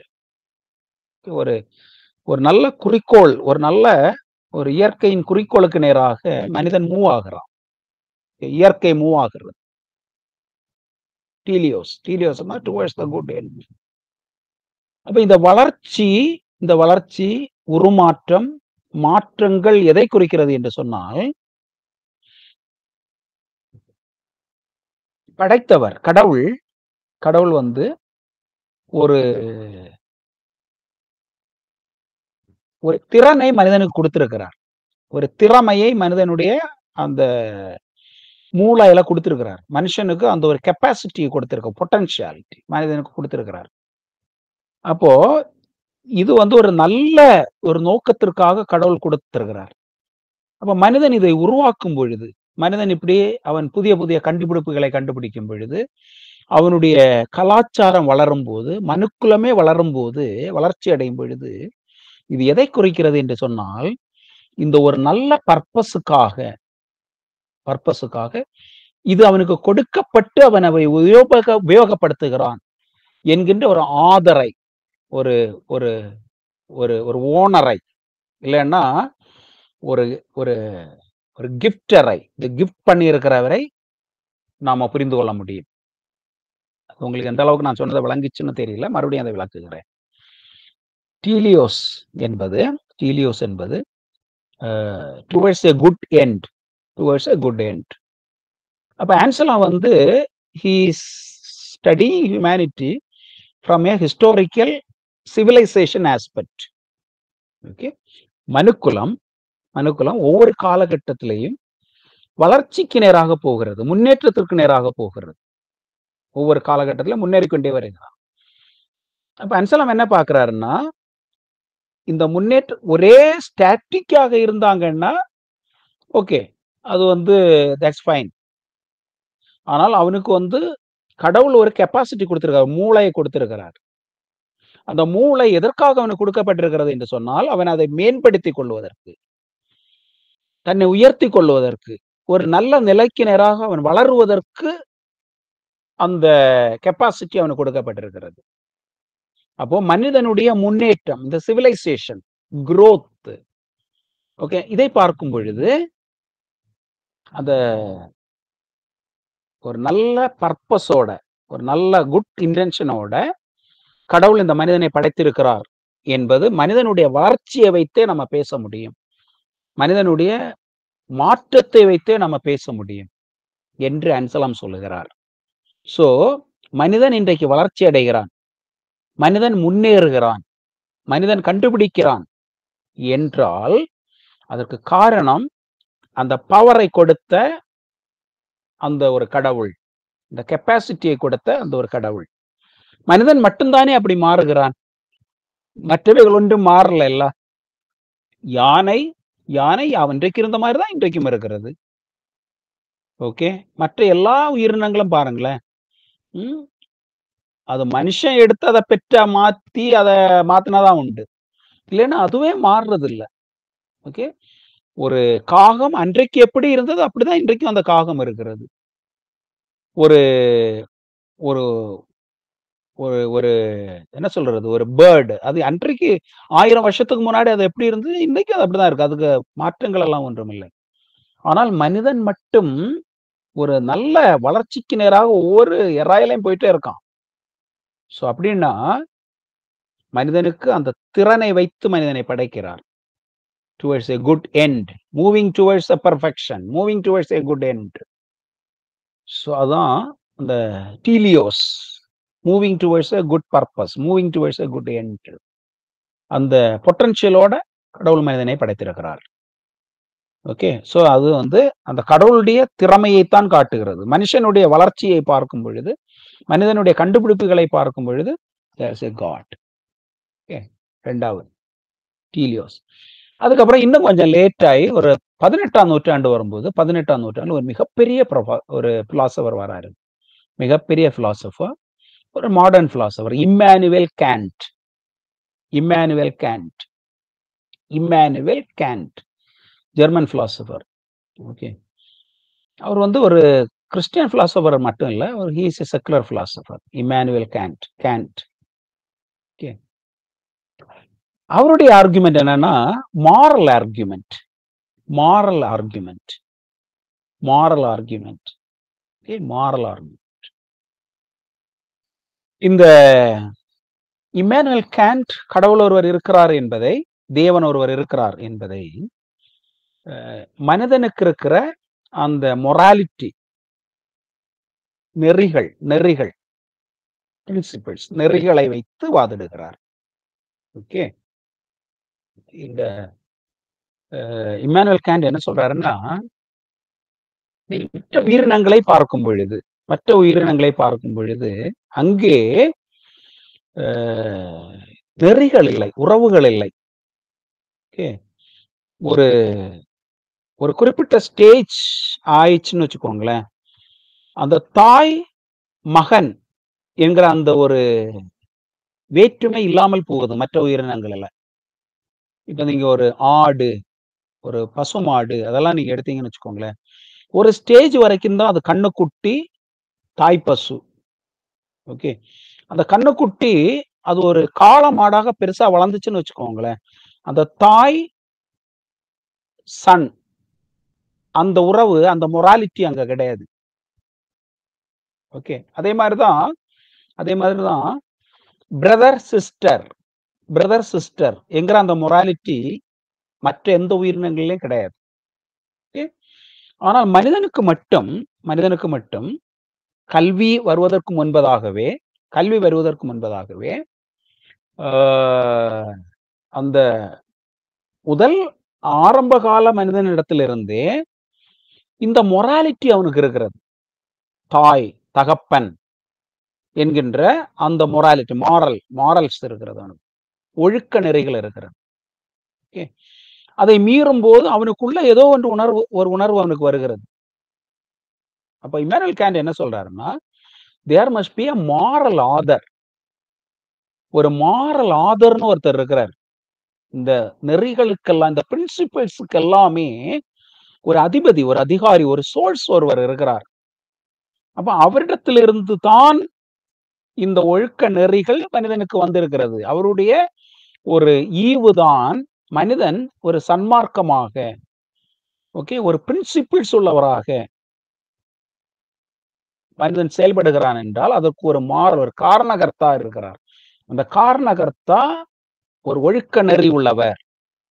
அந்த நெறிதான் மனிதனுக்கு வந்திருக்கிறது.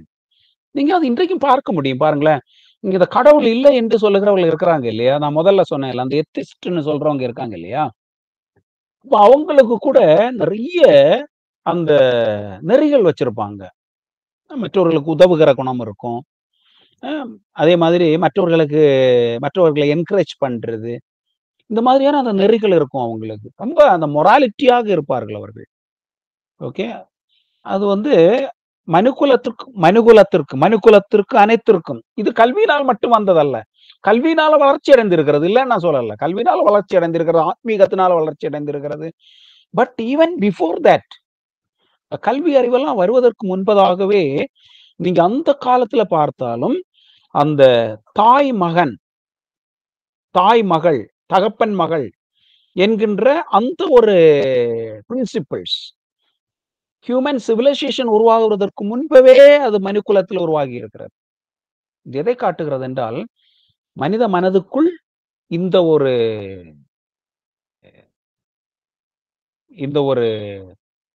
பிரின்சிபிள்ஸ், இந்த ஒரு தன்மையை கடவுள் வைத்திருக்கிறார். அந்த மாரல் ஆதர் தான் கடவுள்.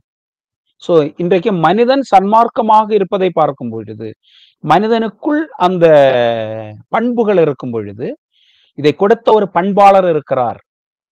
ஓகே, நமக்கு இருக்கிற பண்புகளை பார்க்கும் பொழுது ஒரு பண்பாளர் இருக்கிறார். அந்த பண்பாளர் தான் இந்த பண்புகளை மனுக்குலத்திற்கு கொடுத்திருக்கிறார். அந்த பண்பாளர் தான் கடவுள் என்று இம்மானுவேல் கேண்ட் வாதிடுகிறார். ஓகேங்களா? சோ இவைகள் அறிவியல் ரீதியாக இல்லை என்றால் தத்துவ ரீதியாக கடவுள் இருக்கிறார். There is possibility for the existence of God. There is guarantee. There is possibility that God, there must be a creator. There must be a God. Okay? என்று இந்த வல்லுநர்கள் அவர்கள் விளக்குகிறார்கள். So cosmological argument, teleological argument, moral argument, இந்த மாதிரியான இந்த ஆர்குமெண்ட்ஸை அவர்கள் குறிப்பிட்டு தேவன் ஒருவர் கண்டிப்பாக இந்த உலகத்திலே இருக்கிறார். அவர் சிருஷ்டிகர். அவர்தான் நமக்கு இந்த சன்மார்க்கத்தை கொடுத்தார்.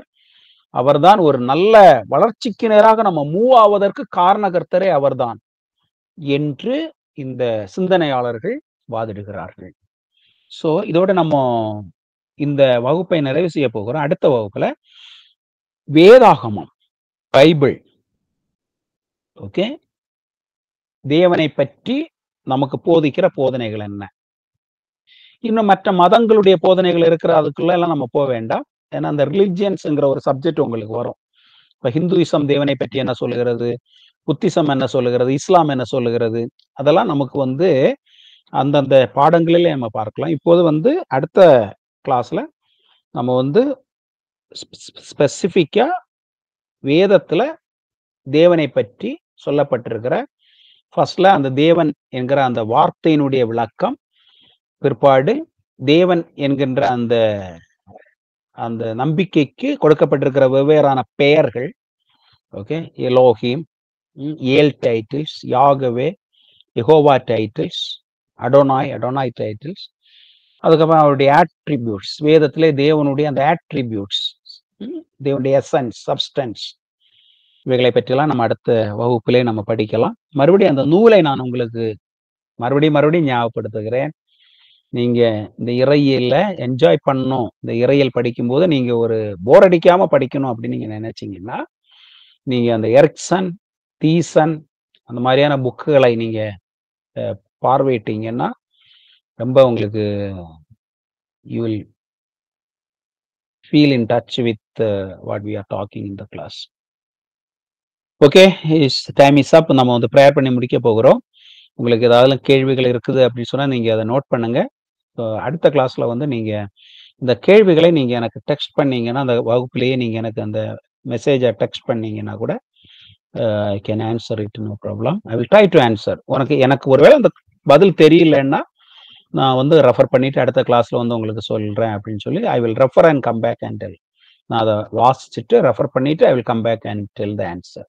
ஓகே, நீங்க கேட்குற எல்லா கேள்விக்கும் எனக்கு பதில் தெரிந்திருக்க வேண்டும் என்றில்லை, but definitely I will try to find out the answer and come back and share the answer. Okay, let's pray and close.